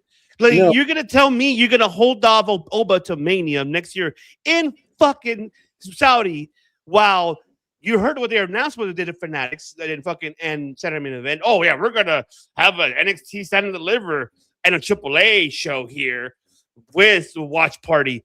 Like this is how you know that they were listening to us, because why I say this. What the fuck we've been saying? So since they're going over there, our first assumption was they're gonna take NXT over there, and then probably AAA be here, and then because Tony Khan could have taken advantage. Oh, yeah, you guys go early. We're going to go at night. So fuck that. So look what he's doing. Right away, that's how you know that TKO for them to think about it. Like, boom. All right, yeah, we got to do this. To top it off, Phil, like you're speaking about financials, then why are they competing again with AEW constantly putting two brands that they're really putting them up to par? I said this on Friday, and Justin's here to vouch for that. NXT's viewership and quarterly fucking views, even though we hardly touch that because that's not our cup of tea, but I'm so happy for them. The fact is that they're up there. They're almost at 700,000 viewers. They're a top second, third quarter that are up there. AAA, they know that Collision is from 8 to fucking 11 p.m. Eastern, and they continue, and they fucking still have a banger show for 1 hour. And you're putting these two fucking promotions against AEW. Why? You're putting them at risk. It makes no sense. It pisses me off, and they do that. Because if they don't care about those brands, the point of those brands are literally just to steal viewers, not quote unquote overshadow AEW. They want to steal viewers from it so that the AEW does not show a rise in viewership. Think about it. If you say every time we do a show, we get 700,000, and for 5 weeks you do that, then all of a sudden you do counter programming three weeks in a row. And let's say in those 3 weeks, WWE steals about 10% of those viewership. Then they can say AEW is a liar. They don't need the company. They, like, truth be told, NXT and AAA, they don't care if they make money. They don't care if they get. Hold on. That fucking sucks. I'm sorry. My apologies. They don't care if they take it away. The important thing is better that no one has it, but than AEW having it. Like, it's literally one of the most oldest corporate moves. Because think about it. They are literally, like you said, if they truly cared about AAA and cared about NXT, they would book it and do real programming for it. As far as they're concerned, as long as it stays alive in Mexico, they could care less about the American market. I don't know about that, but well, think about it. If Mexico, like right now, and I'm going to do this and do some slight math, in this country, we have, like, outside of Mexico and the Latin nations, we have one of the largest collection of the Latin American population. Correct. Do you truly believe if they had a weekly AAA show and a pay-per-view that went along with it, anything that WWE had, it would overshadow WWE the same way NXT Black and Gold. Fuck yeah! I'm sorry, AAA, and that is a problem that they can't have happen. They cannot have it happen because WWE is the mama, and you cannot have them. Like, that's your flagship. That's what happened because of NXT, because of the way NXT, and they still to this fucking day have been doing over better than Raw and SmackDown. That's what they have. But that's a flagship show. NXT counts as the flagship. AAA is still a subsidiary company of WWE, and if that one does better than WWE, then you're going, why is it the subsidiary? Why doesn't it get more time? Why doesn't, like, AAA get 2-hour shows? Why don't we get to see more AAA talent? Like I said, it's one of those things where it's like they're not going to make it greater than themselves. Like, in the end, all the decisions they make does not involve around booking anymore. It's literally about corporate sponsorship, money. Why do you think these, like, it's to your point, why do you think these guys are getting cut? Why do you think they're going to people and going, you need to take a pay cut? Like, if you ask me, I know for a fact Miz probably volunteered for that pay cut because you know. Don't think? I guarantee you that all of these talents took a pay cut. All of these right here in front of us took a pay cut. Think about it, they ain't got no choice. Like, literally, it's one of the things where they don't have enough independent credit, and a lot of them just, like, they're still relatively young and new. And the guys who've been there for a while, it's like, I don't want to go. But the truth of the matter is, the guys who are going like, no, I'm betting on myself. Those are guys can survive on independence. These guys don't know. Aaron Cross is one of them. Yeah, think about it. The TKO knows that, and they're playing up on that fear, which is how these people how they keep playing up the idea. I mean, I hear you, and this is where it pisses me off that you're signing these for what? To have them catering? Like, you hype this up for the signing, and we're getting hyped up, and you're not using them for shit. It's like you're purposely, and how you said it's corporate shit, right? Then that's where it pisses me off. How corporate, you're getting a great talent, and you're not using them for shit because you're scared of the other talent's going to do better than what that. That's like I call this it's fair competition. I'm not saying that you're wrong about that, but it's just my thing is it's frustrating as a fan to see these people not being used. It's a tax write-off. Like you think about it, like Gargano, as much as he literally just him sitting there, like I'm pretty sure they can accept how much they're paying him because as far as they're concerned, they get it all. I mean, I'll give you a perfect example in the real world. Paramount TV had Batgirl, and by all accounts, it would have been one of their best movies ever. And this is the one that starred Brendan Fraser. I forget what he was playing in that one, and it has the Batgirl in it. And literally, instead of Brendan Fraser was in it. Yeah, I guess that's the fucked up thing. It could be. I don't know. I just didn't know that he was in that shit. What I know. Let me explain. So the situation is though, it was supposed to be like it tested with audiences, and they said it was amazing. Paramount decided to not release that great movie, and you know the track record they have with terrible movies. But instead of releasing a good movie, they put it on the shelf because they would rather take the loss and get a tax write-off than have to make a shitload of money and then account for that on their taxes. In this case, it's exact opposite. They would rather pay somebody to plank because they can afford it than actually do something with them and make him, and to your point, make him part like who was once part of one of the greatest tag teams in NXT. Instead of building him up to be one of the greatest tag teams in main roster, they just said, fuck you. They took one of the greatest independent tag teams in the Motor City Machine Guns and literally did the worst job of promoting those guys. So much so that as soon as they came out, probably 2/3 of the fans were like, who the fuck are these guys? Yeah, they do a terrible job because they don't care about these people. They don't care about their talent making money. They don't care about fuck this. Let's blame Shibata, all right? Let's just fucking blame him. Right here. Everybody blames Shibata. There you go. See, everybody blames Shibata. You see? Shout out to my God. You see? Shout out to Keith for creating that for us. He's like literally right there. He's like, I blame him. I blame him. It's all his fault. He did it. You see what you started? You see what you started? Oh, but yeah. But like I said, and don't get me wrong, you both are not wrong. You both are not wrong. And the reason why creative is so terrible is because these guys have a plateau. There's a ceiling and a plateau for these poor people who, as great as they are, do you think it's a mistake as soon as these folks leave? I'm talking about Shotzi, Gigi Dolan, Dolph Ziggler. You think it's Ali, Mustafa Ali? I'm sorry. He's doing a good job. Yeah. Do you really think it's an accident as soon as they left? When inside of like as soon as their 90 days was up, these people literally are blowing up on the independents. Like you think that's an accident, or the fact that maybe, or the fact that just they control their own creative, and their own creative is not saying I want to fuck myself over and actually do some shit with it. It's working for them. Dolph Ziggler is literally, I shit you not, was a champion in Japan and inside of like the same 6 months after his 90 days. Was a champion in Mexico, Japan, and in TNA inside of 6 months. Oh yeah, he did hold the Mega Championship. He did hold the Global Championship, and then he held the TNA World Championship. Don't tell me that you can't book that man and have him do all that shit after happening, and then look somebody dead in the face and goes, "I'm sorry, we just couldn't book Dolph." That is bullshit. That is bullshit. That is so now the question is, well, how would you book these people then? How would you get into them? I would fire the entire board of TKO and tell them to go fuck off and let wrestling wrestle. Fire Mike Shapiro. Fire Mike Shapiro. TKO. I would fire the entire board from the committee and just say let wrestlers wrestle. I don't need to like direct the booking.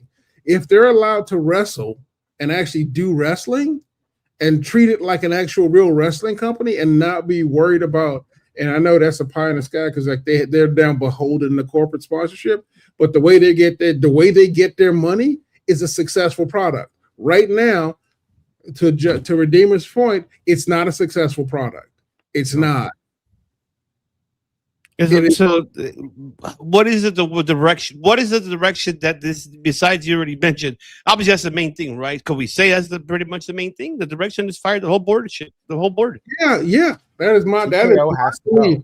Either that, either that, or just obviously can't fire a whole board, or put up a firewall where they're not allowed to say interfere in any way, shape, or form with the booking. They can throw shit out there, but they can't get mad if they go, "That's the dumbest thing I ever heard."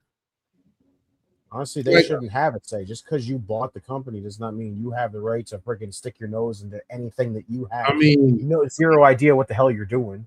I mean, I think it's safe to say that once you buy something, you allowed to. Like, I mean, Dixie Carter proves you don't need to know what the fuck you're doing to fuck a company. That's what she sold the fuck out. But see, here Manuel is almost trying to. It's like what he's doing for UFC, and then it's like Dana White took him balls to step up and said something. And the problem is that Nick Khan, who is over Paul Levesque, is not doing it. Nick Khan is more like whatever you say. This is the one time I will say this, and even now it makes me uncomfortable. I agree with Vince McMahon. When Shane said he wanted to buy the UFC, Vince was like, "We are not a fighting company. We are a wrestling company." And he was right. You cannot treat, and we all agree, you can't treat the WWE like it's the UFC. 100%. Because it's not the same. It is not the same. And Vince, for whatever you will say about the man, he was smart enough to realize that was a terrible idea. Like, I mean, he didn't figure that out with the XFL, but but you know what? At least that man was a risk taker. I'll give him that point. I'll give him credit where credit's due. He took the fucking risk and he fucking lost money. He's like, fuck it is what it is. But at least he took the risk. So but it's something Jeff Jarrett said on when he got interviewed by Ariel Helwani. The reason why most wrestling companies are doing really, really well is because there's one voice. One person in charge. The reason WCW fell off, it went from one person to an entire committee. And that's what's happening to WWE. They're like, but at this point, they're a little too big to fail. But at the same time, they have the worst creative they have ever had in probably since. Honestly, I will say this: Ruthless Aggression was like the PG era. But Ruthless Aggression had some high points and some fun points to watch. Like, it was an okay period. This makes the Ruthless Aggression look like the Attitude Era. This time makes it look like that. Makes Ruthless Aggression look like the Attitude Era. This is like WCW to me. That's what it feels to me, unfortunately.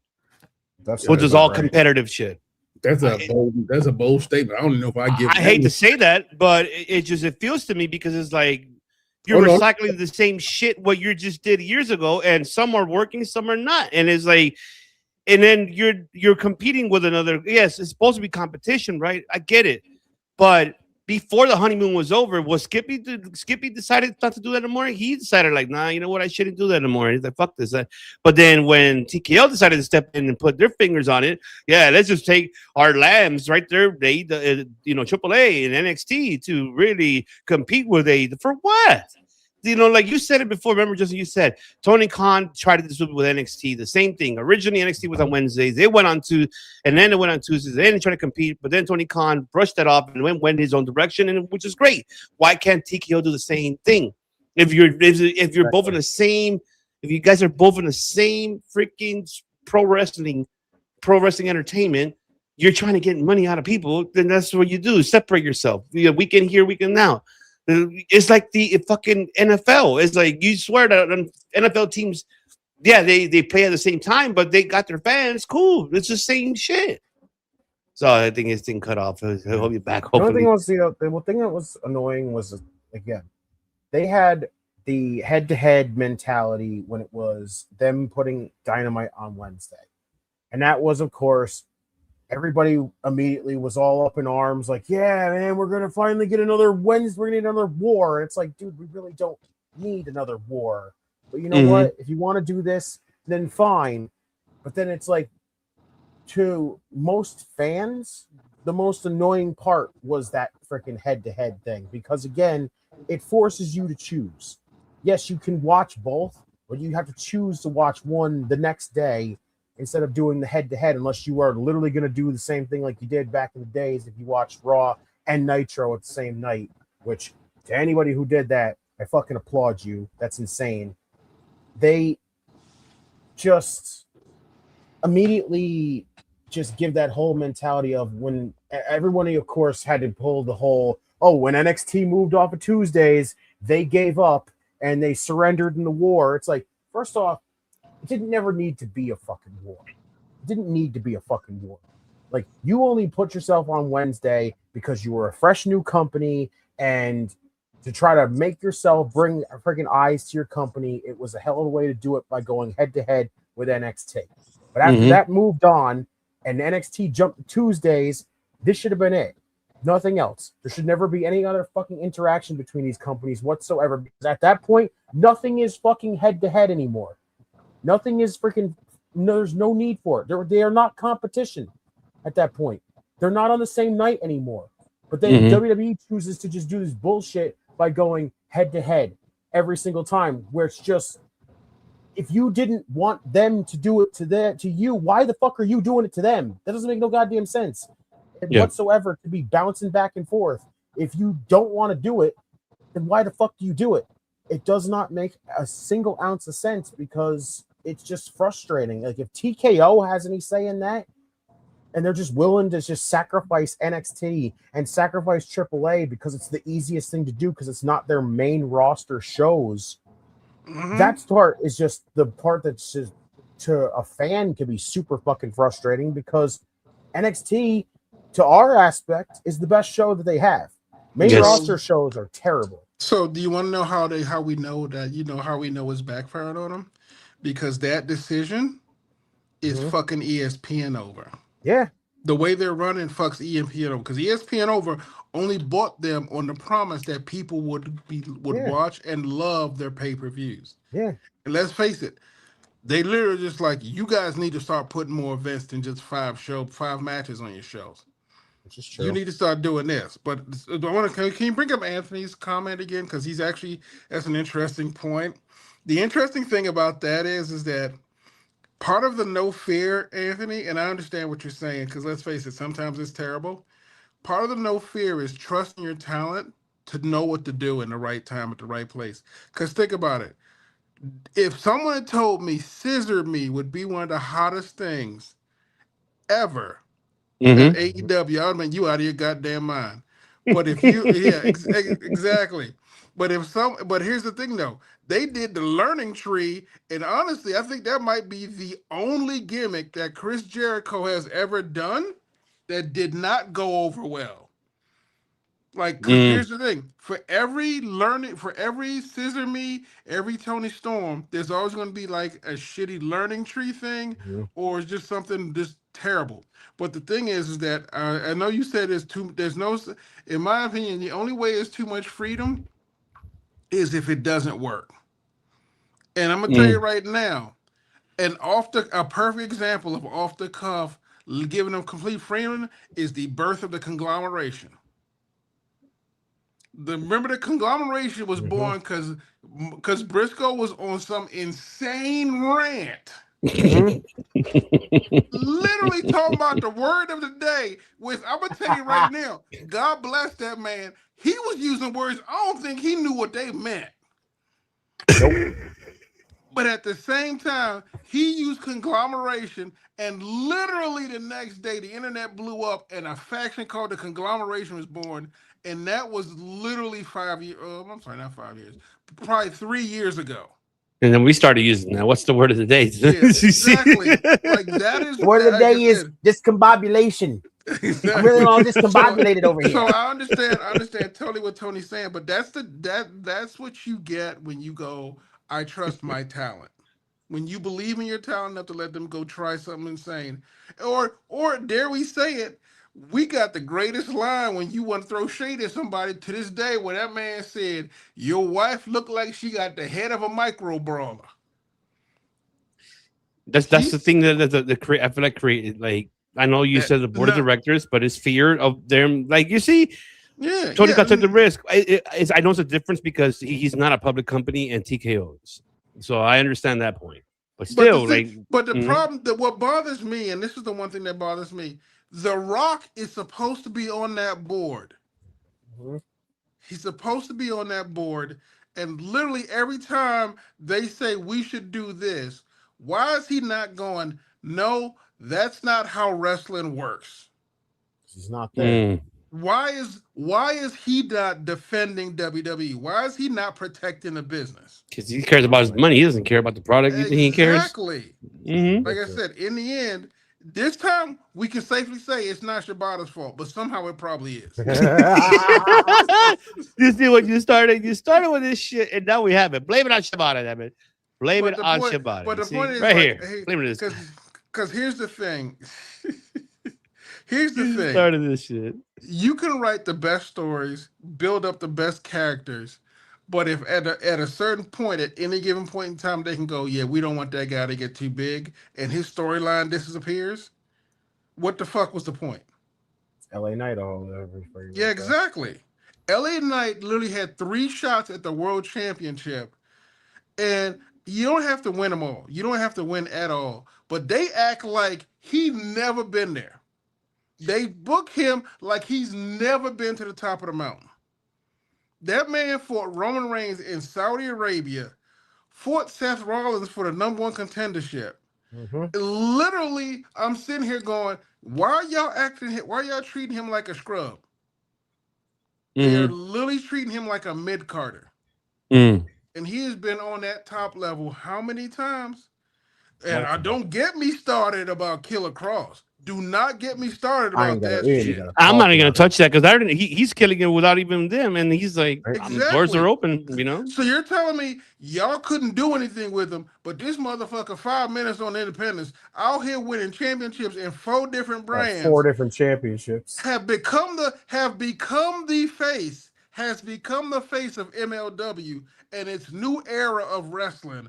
But you guys couldn't figure it out. A multi-million-dollar company with a multi-million-dollar creative team could not figure out what to do with that man. And that's the problem. It's the same with you. It's the same with Julia. The same with Jordan Grace. Same with Blake. It's same with all these women. The only reason that is if that somebody has their finger on the scale, making sure that those guys don't do well. And all of a sudden, and people like Michael P.S. Hayes who are buying into that bullshit and looking for a way to justify it, or Booker T, who's out here talking shit for no goddamn reason, talking about Sheamus shouldn't have made WWE the bad guys. A motherfucker steal money out of my pocket. He's a bad guy.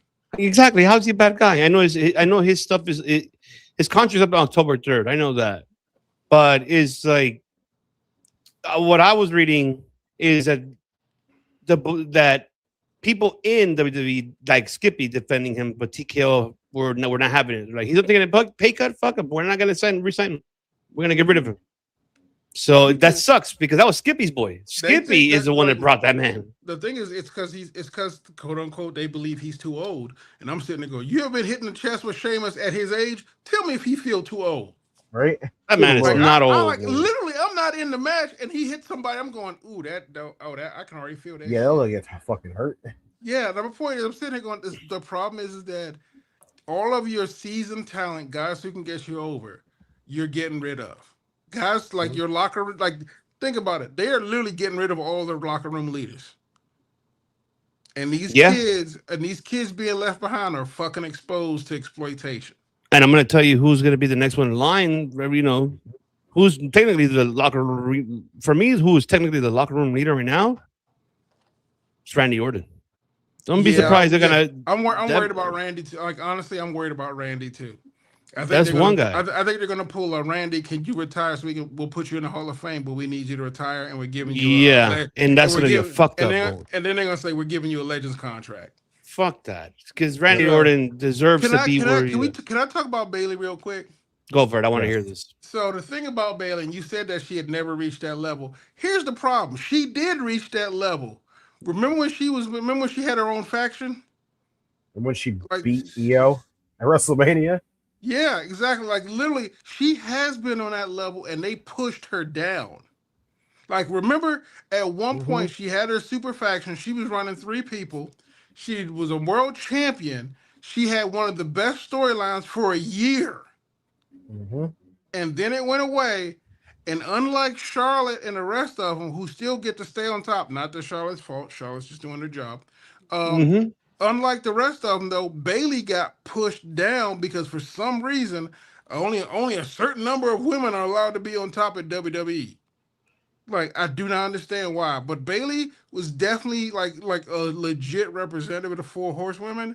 And the truth of the matter is because they don't let her be as big as the horsewomen. Because every time they've given her a shot to do it, she has done it. Every time they've asked her, can you be the top person in here? Yeah. She goes down to AAA. Inside of one match, she's like, says a little bit of Spanish. All of a sudden, everybody's like talking about she needs to be the women's AAA champion. But you're telling me, I'll tell you this. I never said that. I'm saying I will use her in AAA. I will use her to AAA because she will elevate that women's roster. That's my point. But that's my point. She'll raise the roster, and the first thing you do is with somebody like that is you give her the women's championship, and you help other talent get over. It's kind of like Natalia's situation. Like, look at Natalia, what she's doing. You know, she's even helping with NXT, and she went to AAA, did the same thing. But that's the problem, though. It's like you said, it's not a matter of Bailey not putting in the work and not being able to. It's the fact that they do not book her to be a monster like Mercedes Moné, Charlotte, and the rest of them. It's the same with Julia, and Stephanie, same with Jordan. That's a different direction on that one. For me, I think it's one of those things where it's like they came in super, super hot, but to your point, their difference is that they got scared of them. Back to your fear point, because think about it. Jordan Grace came out and literally just had a stare down with Jade Cargill, and you looked at her and went, everybody sat there and went, you could literally have a real match with real money with this, but instead they didn't do it, and they didn't do a goddamn thing. And literally, I'm sitting here just going, what the hell's going on now? And then so you bring go ahead. I'm sorry. And then you got Julia and Stephanie Vicaire. 2 of the hottest prospects out of Japan and Stardom. Well, not their second one, but CMLL. Yeah, CMLL, thank you. And I'm sitting here just going, you really telling me you couldn't do anything with these 2? You really gonna lean on English as a second language as the reason you guys couldn't book them? Mm-hmm. You really gonna let the language barrier like lie to her, try to gaslight us into believing y'all couldn't find a good storyline for them? Poor Kalani out there caught in the middle, out here going, I'm just trying to wrestle. Why the fuck am I a valet all of a sudden? It's the same with Jada Parker, because it was like, and I know Justin brought it up on Tuesday when I feel like Kalani should have been the one winning. Yeah. Mm-hmm. And they didn't push the trigger on her because they've been holding. I don't know why they're holding her back. There's something there that I'm trying to understand why they're holding that girl back. She has done it all, in my opinion. You know, and the same goes for Jada. I just don't understand what they're holding back of Kalani. I don't understand that. That's the woman who should have won the NXT championship, in my opinion. Because I respect Kendall Gray. They will not give her the belt. They will not. That sucks. Then that's my fear of her going to the main roster. I'm gonna be honest with you. I'm wondering why the fuck Lola Vice doesn't have a championship, have a world championship. She only had it one time for a short time, and then she just lost it to Kendall Gray. Exactly. And here's the thing though. They're booking her like she ain't never won that championship before. I mean, Justin can answer better to me than I can because he's Mr. NXT. He's not lying though. She ever since immediately after they moved her out of that, it's like she never even had the thing. It is, honestly, it was so bad. I forgot she won that championship. That's how. Honestly. That's how they treated her. I forgot she had the belt. I think they are setting up Kalani though to win this championship. I just think they're just trying not to. I think they're trying to keep it like her and Kendall away from each other for a while. Like it's just weird. Like they want to keep her around there and have her keep interacting with the champion. So it's like this is our way of keeping her in the championship picture, but we don't want to put her in there just yet because we want her to win that title eventually. But it's like we can't have her go in there, interact with the champion, and then lose. Because that doesn't look good in the long run. The problem. For me, what the problem with that is, it becomes anticlimactic. It doesn't become fun to watch. I'm sure you just start yelling. Finally, Jesus! Think about it. Yeah, exactly. Thank you. Think about it. Think about it this way. If you looked at, remember when Braun Breaker first won the championship? Everybody was mad excited. Because literally it's that's where he's supposed to be. Yeah. like perfect. But at this point, Frank, when Tony D won the championship, it was one of the things we sat there and went, okay, cool. I like Tony D. Like you don't get the same satisfaction of ride. I call it like the story satisfaction. Like you don't get to enjoy the payoff of them winning the championship because, like you said, they keep starting. They keep quote unquote edging us to get to that and then stopping, and you just sit there going, you don't you quote unquote. By the time you get to the end of the story, you're more exhausted and glad it's finally over than literally excited that he just won a championship. Because remember when Tiffy won the championship? Yep. We was hella excited about that. Wait, how long did Tiffany have the championship? Not long, but she had. Not that But long. the day it was more important about the fact of how she won it. The fact that she went from being a villain to turning face, and then eventually screwing over Nia and taking the championship from her. Mm-hmm. And just a shout out to Velak has 7825. He's curious if you guys are okay with hot potato title reigns. No. If someone like Sammy MJF deserves more than a shot title reign leading up to Big Show. Well, I mean, MJF is a little different. That motherfucker 3 times, so he gonna be all right with a short reign. But that still was ridiculous, though. Like Yeah, that man went from first off, him losing to Darby should have never happened. I'm actually should've okay never- with it. That should have never with happened. that. Darby needed to be hot again because that man literally gave up his freaking momentum and everything. I'm going to argue with you though. But here's the thing though: when he got that championship, were you disappointed in his run? No, I don't think his run was terrible. I'm just saying he That's shouldn't have gotten it. that's all I care about. That's all I care. Like they no. And I'm not saying it to be dismissive. What I'm saying is they gave him a shot and he fucking made the most out of it.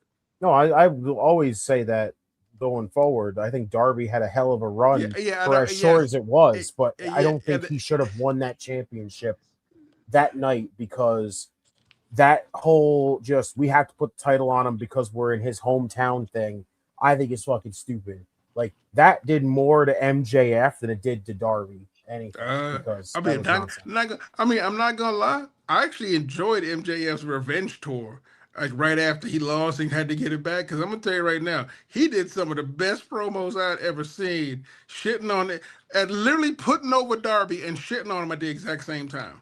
I just don't like. I never liked top. When he said something like he looked like he said he looks. Oh yeah, he said that Darby looks like a potential school shooter in the middle of an interview in New York right before Madison Square Garden. That shit was hilarious. Yes. Like that, like I said, I think for MJF it was great. Like I said, I know you still got feelings, and I think I got some feelings too by him choosing to climb up Mount Everest before. And I understand you got some salty feelings because I know breakups are hard, but at the same time, I was like,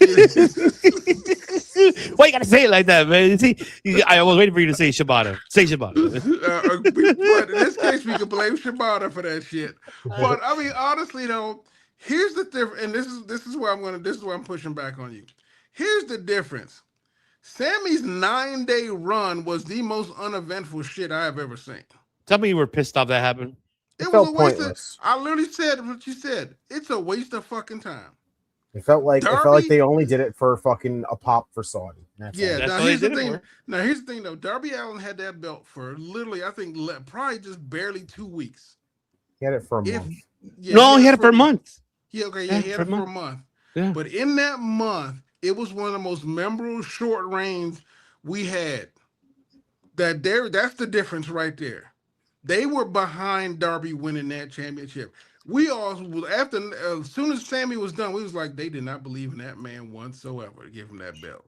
It was literally just a cheap gimmick because, as you say, he was in Saudi Arabia. Mm-hmm. But I didn't like that's how I felt about Darby's though run because immediately, like as much as he made the most of it, I still think it was the wrong scenario. I still think it was the wrong scenario to do it because Darby, if he had done it while he was involved with that whole thing with the Death Riders, he was at his hottest. That is a moment where you absolutely, if he didn't choose to go to Everest, you absolutely capitalize on that immediately and put that world championship on. This is, I just came back from Everest and all of a sudden we're in my hometown, so put the championship on me. And that's the part where I just go, why did you have to do it just for a hometown pop? And the way that it was finished too, like literally busted the same thing. Honestly, as far as I'm concerned, it just comes down to y'all didn't care for the story, and that's fair. That's fair. No, because like because he chose Mount Everest because he had to go propose to his girlfriend. No. I mean, I'm not saying you don't have a legitimate beef, but what I'm saying is that when they make a decision, they go, no pun intended, they go all in. See that, like that right there. That was the scenario. How many times did we pop up on a freaking stream and say it every single time that Darby was the next one to win this championship when Mox was champion? But like I said, I hate to tell you, the story went away. Like it did, and they went in the whole direction. But like I said, that happens in wrestling all the time. Like I said, to this day, I'm sad that Ronnie Garvin had the shittiest world championship run in the world. And literally, and as far as that, he goes down in history as just a transitional champion. When he was literally a good champion, he had that shit for a minimum time. But the truth of the matter is that's the business. I'm gonna just take this one from Anthony because he's like, okay, the Jada situation is a whole different animal. Every time that they try to book her to be a champion, she would get injured. How does Shawn Michaels trust her to be a champion? It's not even just her getting injured. They've been freaking booking her like garbage even before she gets injured. Like she has had this weird freaking thing where they just start pushing her, stop pushing her, start pushing her, stop pushing her, and then she gets randomly hurt, and then she comes back and they start pushing her again, and then just stop pushing her. It's this weird start-stop freaking momentum for her, and I don't get why. She's not money. Which is crazy that they don't look at this. I mean, don't get me wrong. What it comes down to is they don't believe she can make money, which I don't understand because she literally, from day one, as soon as she came in there, she owned that ring. Like she owns that audience. Popularity, holy shit. That's exactly. Yeah, exactly. Like when you said that, that's why I clenched my teeth. I'm like, I don't mean like we don't see it. I'm talking. No, right. It's like they don't see it, and I don't understand why. Because literally. And here's the thing that really gets me. You know when she should have won the championship? When she was fighting Roxanne. Yes. Yes. That was a great story. With the slap heard around the world. She should have won it then. And you're sitting there going, what the fuck? And here's the thing. Once again, she doesn't win. And then all of a sudden, they pretend like she never came close to that. And every time they have a number one contendership or some kind of weird whatever for the world championship, nowhere to be found. Like, oh, she ain't got no shot because she was never there. I'm like, literally, y'all had her going for a world title less than a year ago. And I love what Bear Mickey said too. It's so true. It's so true. And good point to what you said. I forgot about that because remember the story, like, the slap situation. Like, man, she was over. I really wanted Jada to win. Honestly, I really wanted her to win because that was the best story for her. You want to talk about striking while the fire is hot with somebody? That was when she was at her hottest. Oh man, if they would have given her at her hottest. 100%. If they would have given her the belt that day like that against Roxanne, oh man, that would have gone off. I literally don't know what she could have done more to get that title. Yeah, and 100%, Bunker, 100%. And so Anthony got something for you. I'm not disagreeing that Darby should have beat Mox, but that storyline went away. I know they fucked up. They fucked up for that. I mean, it is what it is. Like, it's not that they don't trust her, Anthony. It's just they don't want to fucking invest in her. It feels like, and I don't get what the fucking thing is. Like, is there some kind of fucking animosity backstage to her? Like, because if that's the case, that's some piss poor reason to need to be doing that shit. Because honestly, why fucking start pushing her if you're just gonna stop in the middle of it and then go back to it again? It doesn't make sense. Yep. Darby is an amazing chaser. You're right. Yeah, exactly. Just a John. What up, John? What is good? Sports for you, baby. So like I said, it's always going to come down to, and when it's not Shibata's fault, it's always going to come down to financial money. See, like, Jada's been on the roll. Like, I really want her to win. Even I really right do. Now, have you been watching the latest Tuesday Night NXT? Yeah, I have. She has a really good run going on right now. And here's the thing: her thing with Natalia, and she's like on the cusp of the world championship. And honestly, I do not believe they will ever let her get closer to where she is right now. You know what I feel? This is, and I don't know how Bobby Roode will feel about it, but this is what I feel like, and I don't want to. I hate to do the comparison to it, but it seems that way because the story with Natalia and Jada has not ended yet. And Tuesday they're fighting again for and this is going to be a street fight, not a street fight, but I know that's the main event for Tuesday, which is Nakaru. Evil, I call him. I don't like calling him fucking Nakaru. Evil and Tony D'Angelo. But I wouldn't mind seeing a street fight between them two as well. The way how I feel, and this is, like I said, maybe out of my fucking ass to say this, but it's almost similar to the Spray and Moxie situation. And this is where Jada could go ahead and top that, right? And then get Jada ready for her to win the belt. And I would say either by deadline or before, have Jada win that belt and have Natalia getting her ready for it.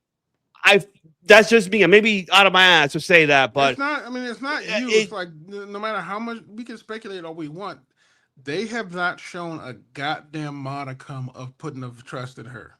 I know because it's just fresh right now because Kendall just got it and it's just so fresh, and that's the only thing. It's just like, what are you going to get Kendall to work with? It's like you're giving her who won? I forgot who's she fighting. Lola Vice rematch. Okay, I can tell you right now. One of the things that bothered me was Tatum Paxley's run. Of course, Tatum Paxley had a really good run, and she was really good at being a champion. And I really wanted to see what they could do with it. They literally gave it to her, and then inside of 10 minutes, they gave it away. I hate what they did with her as the women's champion. Yeah, and North American title. Like I just hate her women's championship run. The fact that shit got fucking cut off and made Izzy Dame look fucking stupid in the process. Yeah, honestly, it made no sense. Tatum literally had the crowd behind her, and they loved her as a champion, and she was a fighting champion. She was literally a fighting champion, which is exactly what you want. And you're sitting there going, why'd you take the belt away from her? At least give it to her for another 3 months. Hell yeah, I would have given her for another 3 months. I would have keep her. Keep the belt. And freaking Izzy Dame's feud should have had the women's championship in it, but Izzy was the dumb one that decided to be like, well, kicking her out of the calling is way more important than the women's championship. Like, that was so dumb on her end to be doing that shit. Like, you're telling us flat out that you don't care about the women's championship and that Tatum is like a cancer inside of this freaking division or inside of your freaking faction, which doesn't make any sense. Why are you this upset that she's in this faction that you just say, I could absolutely use that as a huge thing to be like, hey, she's still got the women's championship. And then now I can go challenge for the women's championship. But no, apparently kicking her out of that faction was so important that the women's championship just needed to go somewhere else. And then we put it back on JC, which to me just goes, why? Like, what was the fucking point of any of that? I will say, JC won the title. I eventually softened on it a little bit because she did end up doing a good job with it. I did too, honestly, because the first time it was shocking. We were not happy at all.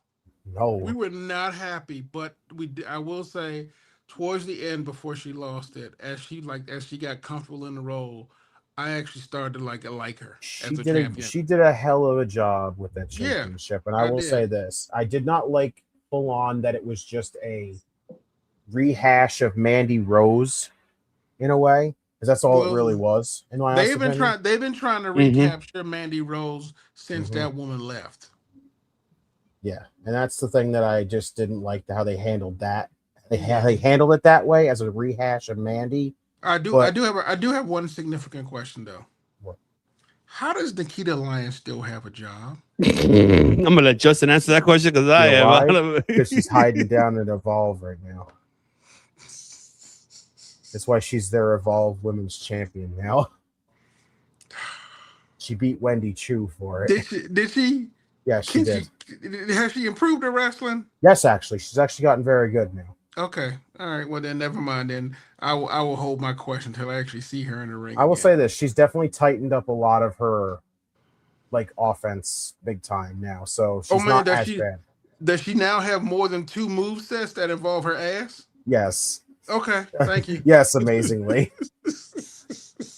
She's no longer using that shit like a wrecking ball. She's now actually using her like that's at least background. somewhat hope. That's at least somewhat hopeful that the PC can turn chicken shit into chicken salad. Yeah. So I mean, I saw Alex say that only works with Mandy and Mandy alone, no other woman. You know what my issue though is? he's right though. He's right. It's true. Mandy made that happen by herself. I'll tell you this. I was not a fan of Mandy Rose. I was not a fan of the whole scenario of her in NXT because this is the thing that I don't get to tell a lot of people because a lot of people were on board with it. I was not one of them on board with Mandy Rose because of the fact that WWE to me gave me no reason to get behind it, period. Because I think of from the beginning, I've been basically able to keep up with everything that she had going from her OG start in NXT to being a part of Absolution with Sonya and Paige to the tag team with Dana Brooke to the story with Otis and Sonya to her basically coming back to the NXT. Everything from that gap of her original run in NXT to her teaming up with Dana Brooke literally gave us nothing because she was legitimately doing nothing at that time. Every time she was on the show, her and Sonya as a tag team were in more losing situations than they were winning situations. Her and Dana Brooke as a tag team, barely doing anything. Same exact thing. The whole Otis story during the pandemic, fine. You know, I kind of got a little bit behind that because as a big guy myself, I was kind of cool to see Otis get the girl. So that was the friggin' awesome way to go about it. But other than that, since after that, everything just felt like there was no investment. There was nothing to really get behind Mandy Rose. And then they move her back down to NXT and just say, rocket her to the NXT Women's Championship. Rocket her to the NXT Women's Championship. And I go, now how am I supposed to get behind that when all of a sudden you're just telling me that you're going to strap the rocket pack on her back, get her to this championship, and I'm supposed to care when I'm not already invested to begin with?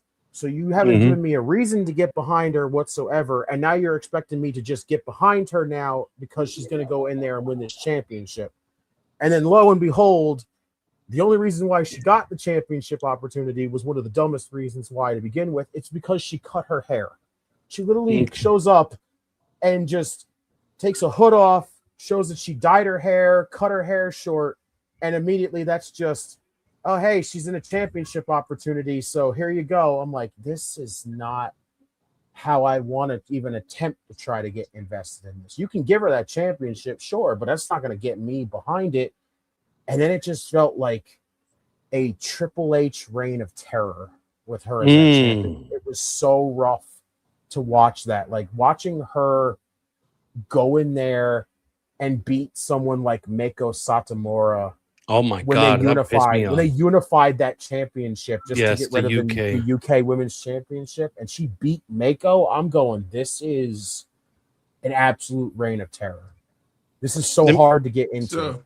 So I got a different mindset. So literally from her NXT run till when she came back to NXT, all that time in between, did not care for that woman. Let me ask you. Hold on. I'm sorry. I'm sorry. But the problem is the moment she showed up at NXT the second round, 2 things I noticed happened. Her time off before she came back to NXT, because remember she did take some time off before she actually officially debuted. She must have been training her ass off because her wrestling improved by about 1,000%. Yes, I agree with that. Her mic skills improved by 50%, and she learned how to actually carry a conversation in a promo. Okay. And they gave her 2 people as part of her faction that literally did a good job of. They all cut. Like, it was actually a good pairing because somehow, some way, they all complimented her. And I'm not gonna lie, I do agree with you about the Reign of Terror, but honestly, her coming back with her thing, it made perfect sense because honestly, when she came back to NXT, I gave her a clean slate and let her start all over and go, what do you got? And so I understand the feeling behind it because but I gotta say, the moment she debuted on there, if you think about her running NXT, her time in WWE, literally that run, her second run in NXT is probably the best she ever was in that company. It was genuinely, and I saw the improvement. And for me, for a wrestler, I don't like if you improved to the point where you're like, I don't know who this person is anymore. Then literally I will give you a clean slate and goes, okay, this is your new faction. Let me see what you got. Now, don't get me wrong. I was in my feelings about Mako Satomura as well. But I realized that honestly, that was Mako putting her over because Mako was leaving. And I was okay with that. Because let's face it, like Vince was at the time Triple H at the time was trying to get Mako to sign with WWE. And I'm sitting there going, man, you don't want that. That women's room ain't ready for Mako, so you just let that woman go. Because if they was worried when Asuka came in that she was hitting too hard, Mako will literally start giving these ladies. She'll take them to school. She'll take them to school. Everybody. Exactly. So she wasn't planning on staying that long anyway. And if she had to get, they just chose the person she was going to give the strap to. Now let me ask you this question. I wanted to ask you both. I 100% agree with what you both are saying. Now, this is a debatable question because I'm curious to know. Can you kind of credit Mandy for Fatal Attraction? I mean, what was it called? The faction for exposing Gigi Dolan and Jason Jane when they originally debuted as a faction, them 3? Yeah, that's what a faction does. Can you credit Mandy at least a lot? Yes, for I credit her for at least making them relevant enough. Like she gave them a platform. She gave them a platform. She did what she should have. What she was honestly. Thank you. Talk to that. Yes, thank you. She did exactly what I expected her to do when she got down there, and that was help those 2 women. That's the one thing I give her the thumbs up for, and I do agree with what you said, Pepsi Phil, about the fact that she did get better in ring wise. I thought she was like a hell of an improvement compared to her OG start. She got so much better in ring wise, but it's just like I said, the investment was not there because it just felt like they did not give me a reason to get behind her. That's why I was never behind it. That's fair. No, that's fair. That's fair. It's fair. No, it's fair. The interesting thing is that if you remember towards the end of her time at WWE, like that last month, she started to make people care. And then all of a sudden, the thing happened, and like all of a sudden she was like, "Fuck it, I can make more money doing something else." Yeah. And again, I'm not mad at her for that because I'm not either. And of course, I'm not mad at her. I don't either. It's like if she wants to make more money for herself, go out and do it. I'm not gonna sell you that you're a dumbass for going out and making a bag for yourself. Go fucking do it. Yeah, go sell your nalgas and chichis online. Do it. Respectfully. It's not even that. It's like, think about it. From a quality and health perspective, she probably extended her life by another 20 years when she left us. She probably helped her. She helped her man too because he was. I don't know what he's doing, but but congratulations to her and her congratulations to her man. For having she's gonna be due. So congratulations to her. Now, before we cut it off, I'm gonna say this very quick. Jordan Grace, make her a fucking Paul Heyman girl. If you're, that's cool. What I want her to be a Paul. And I said this before, bro. You heard me say it before, and I'm gonna say it again. Have her be a Heyman girl. It's better. You're not doing nothing with that woman. Put her as a Heyman girl. Julia, put her to Raw with Valkyrie. Since you want to keep Valkyrie out of the fucking women's picture championship, I'd rather have them fucking going after a tag team and them defending it on Raw, SmackDown, and NXT, and they could really put some work as in both of them. So, and then that's just me. I'm just saying that me. So I think Stephanie Vaquer has a shot to come back and be like a #1 contender. They're saving it for SummerSlam. Yeah, That's what's going to happen. She's going to come back in SummerSlam. However, here's the concern I have, and I could be wrong. I feel like they gave up on Jordan Grace. Like, which is stupid. Like, even making her a Paul Heyman girl at this point in time would do nothing for her. Because here's the thing. Tough. The one thing that made her a potentially be a Paul Heyman girl was her physique at the time. And they made her, and I don't care what she says, I do not believe her. I believe it's the company line. They made her slim down and remove her muscles.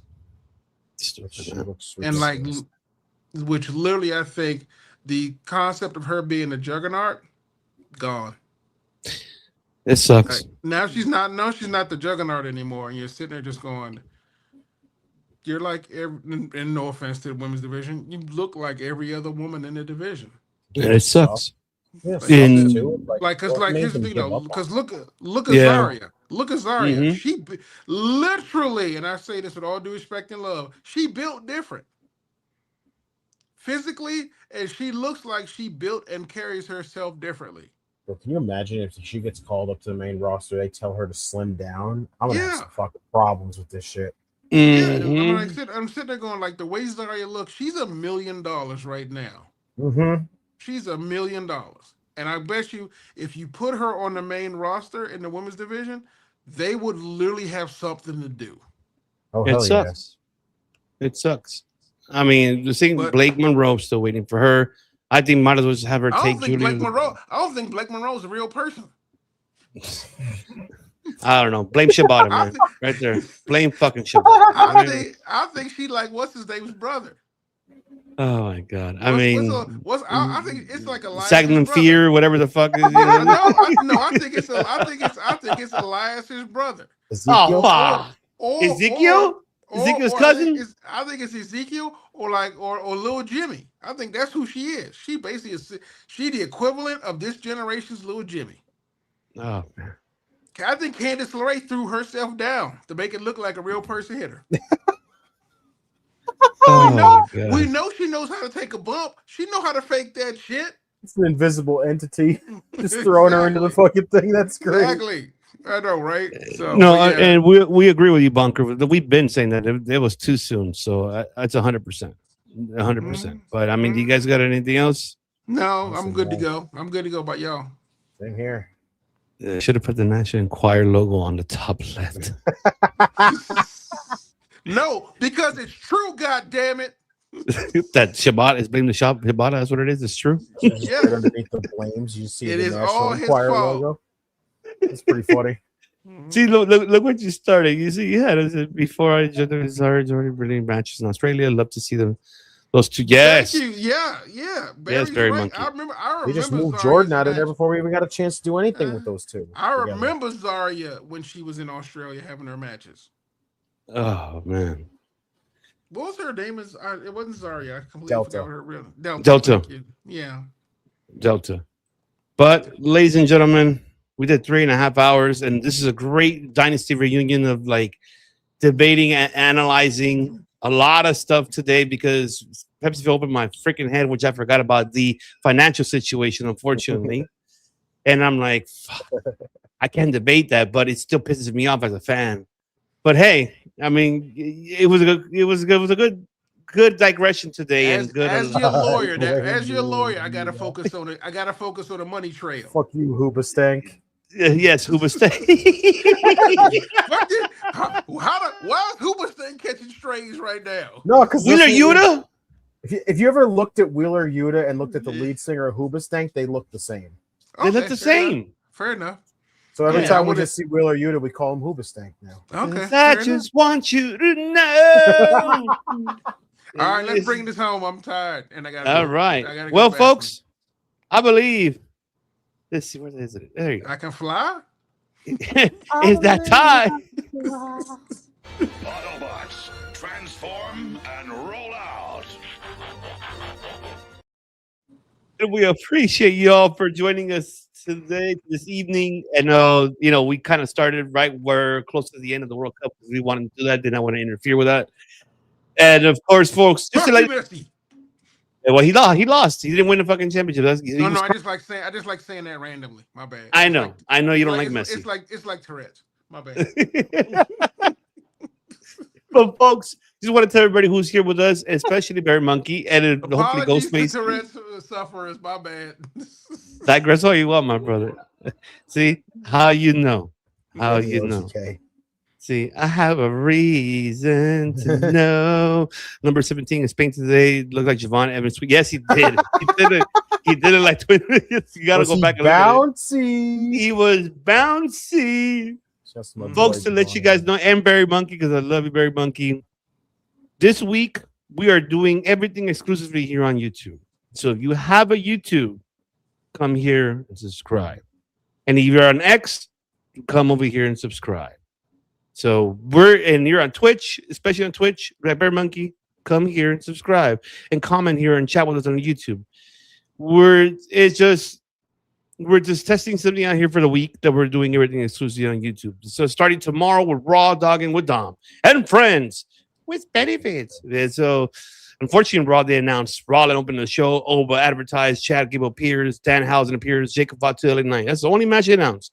So that's wow, what a Raw, right? So that's what's a Raw to happening. Then we got NXT, which I'm excited for NXT. Yes, I blame Shibata personally. I would blame Shibata. Yes. And Tuesday is a banger of a card because we got, of course, the NXT World Championship being defended. Tony D'Angelo in the street fight versus Naraku. We got Jada Parker versus Natalia. We also got a 6-man tag with Shaquan Sugars with Romeo Romero, and Noam Dar versus Dark State. We also having, I believe. Are we having the tag team titles? I think they're in the line, right? No, they're not. No, they were on. They were on the line already, so it already happened. So we have that, and I believe the debut. That's right, of Nikki Blackheart, which is Reina Balcon. I believe that's what they call her now, as she's fighting Skylar Ray. So she's making her debut. So that's happening on Tuesday. Stay tuned for that because I'm excited to see what she's going to do. I feel sorry for her because she's about to squash here. I can tell you that. And Wednesday, Dynamite. You saw the card for Dynamite, which is still like, huh? But it's a banger of a go-home show for Redemption. Thursday, we are not doing TNA because Thursday is going to be Collision. So we'll be doing Collision here, folks, on Thursday. We are doing that for sure. We got Friday Night SmackDown, which we don't even know what's announced as of yet, as we speak, but we still got 2 weeks away for SummerSlam. So we got to see what happened after the whole situation. You hit me with your strap twice in my face. And then almost like really backstage on social media going at it with each other. Oh, great. Here we go. The big drama. So we don't know what's going to happen with the whole Aldous and the Gunther. So we got to find out this Friday coming up on SmackDown. Saturday, we will be here for AAA's event, which I believe is, if I see what it's called again, because I keep forgetting the name of the event, but they are having an event for next week here. So we're going to be doing that for sure, and it's just AAA. Just think about that, folks. Just AAA. I'm like, wait, what? Yes, we're just doing just AAA. But on Sunday, we'll be back here for Redemption. So stay tuned for that. We'll be back here for Redemption. So make sure if you're new to this channel and if you are listening around the world, the link tree right there for you guys to subscribe. And anyone of those that's listening around the world and on your, just 3 guys. Yes. The word of the day is emancipation. Yes. I have a proclamation and an emancipation, a little bit of constipation. And yes, and then there you go. So Saturday is called the AAA is Verano de Escándalos. So summer of just scandalous summer, basically. That's what I mean in English. That's what we're happening this Saturday, which you will be watching that. It's 8 o'clock Eastern, 7 Central, and 5 o'clock Pacific. Sunday, of course, for Redemption, and 8 o'clock Eastern, 7 Central, and 5 Pacific. But if there's a pre-show, we'll do it because I know there's more matches coming. And you already know the following week is going to be the same, folks, because the following week after that will be SummerSlam week go-home show. We're we can't say excited, but we're just kind of anticipating to see what's going to be the outcome It's a thing that's happening. It's a thing that's happening. There you go. But folks, you already know what we do here. We do a lot of things here. Yes, we discuss, we debate, we definitely derail. I tell you that. That's what we definitely do. The 3Ds here. But the 4th that we do here, you heard us here earlier. We detonate at times. I can tell you that. That's what we do. That's Sequence activated. Absolutely. And no, you're deep, OGK. You're 3 days in deep. I want you to know that sounds like you might want to go check a doctor there, OGK, especially if you're talking about deep. Yes, you need to go check yourself. Just saying. Shout out to the misunderstood Gabe Kid. He motherfucker's a menace, and I love he it. need a hug. He need a hug and some Valium. He needs a hug. And some Valium. Well, he needs some Willow because he's dating Willow, so he needs some Willow. How the fuck? How? I don't know. He's dating her. How did they let him near her? She like a Smurf and he like Gargamel. What the fuck? I don't know. Bust in the fucking, what the hell did he do? Bust through the door and just start screaming, and she was like, "I'm into that." What the fuck? I mean, wrestling makes strange bedfellows because I don't like. I mean, I remember who Joey Janela dating and going, how? He's still dating Megan Bain. We don't even know how. I'm sitting here just going, can she not smell? He went from Penelope Ford to Megan Bain, so I have no idea. What kind of game do he got? That's what I'm trying to. He can't be that funny. I don't know. I just don't know. I can expect her Joey Janela's fucking like pickup line is just, "Hey baby, I got a wrestling promotion," and I'd be like, "What the fuck?" I mean, literally, don't get me wrong. Joey Janela's a cool dude. I think he an alright dude. But I'm sitting there just going, bro, what you packing? That's what I was gonna know. It's like here, like you see how Bakley saying Gabe and Willow on the next episode of Gargoyles. That's pretty much what it is. You know what? I blame Shibata. Shit. Yep. You know what? Before we do fucking hit it one more time. You know what? One more time. Yeah. Give it to There you go. Here we go. Yeah, there you go. Everyone blames Shibata. Mm-hmm. See what you started? So now we're gonna have this because of you. Thanks to Keys for creating this. Now we have this shit. Did Shibata train Gabe Kidd too? I don't know if he did. I I think so. Maybe wrong, but Bakley knows better than I do. Truth be told, Gabe Kidd was a young lion, so our Shibata probably came in a couple of times and probably helped him out. He probably did. Well, then we can definitely blame Shibata for that. Well, folks, we'll be back. Free Hopefully, range, we'll be back. The flagship show. Hopefully, maybe this week. We'll see. Maybe the following week, heading to SummerSlam, depending of our schedule. Shibata and Andrade. Blame everyone. Everyone blames Shibata. How you know? How you know? All right, bring us home. All right, but there are 3 things that we do here that nobody in the network anywhere does better than we do here, folks. Say it with us as we say it, because we got 3 words for you. We make history. I want to be TKO's 13th reason. Blame Shibata, damn it. Blame Shibata.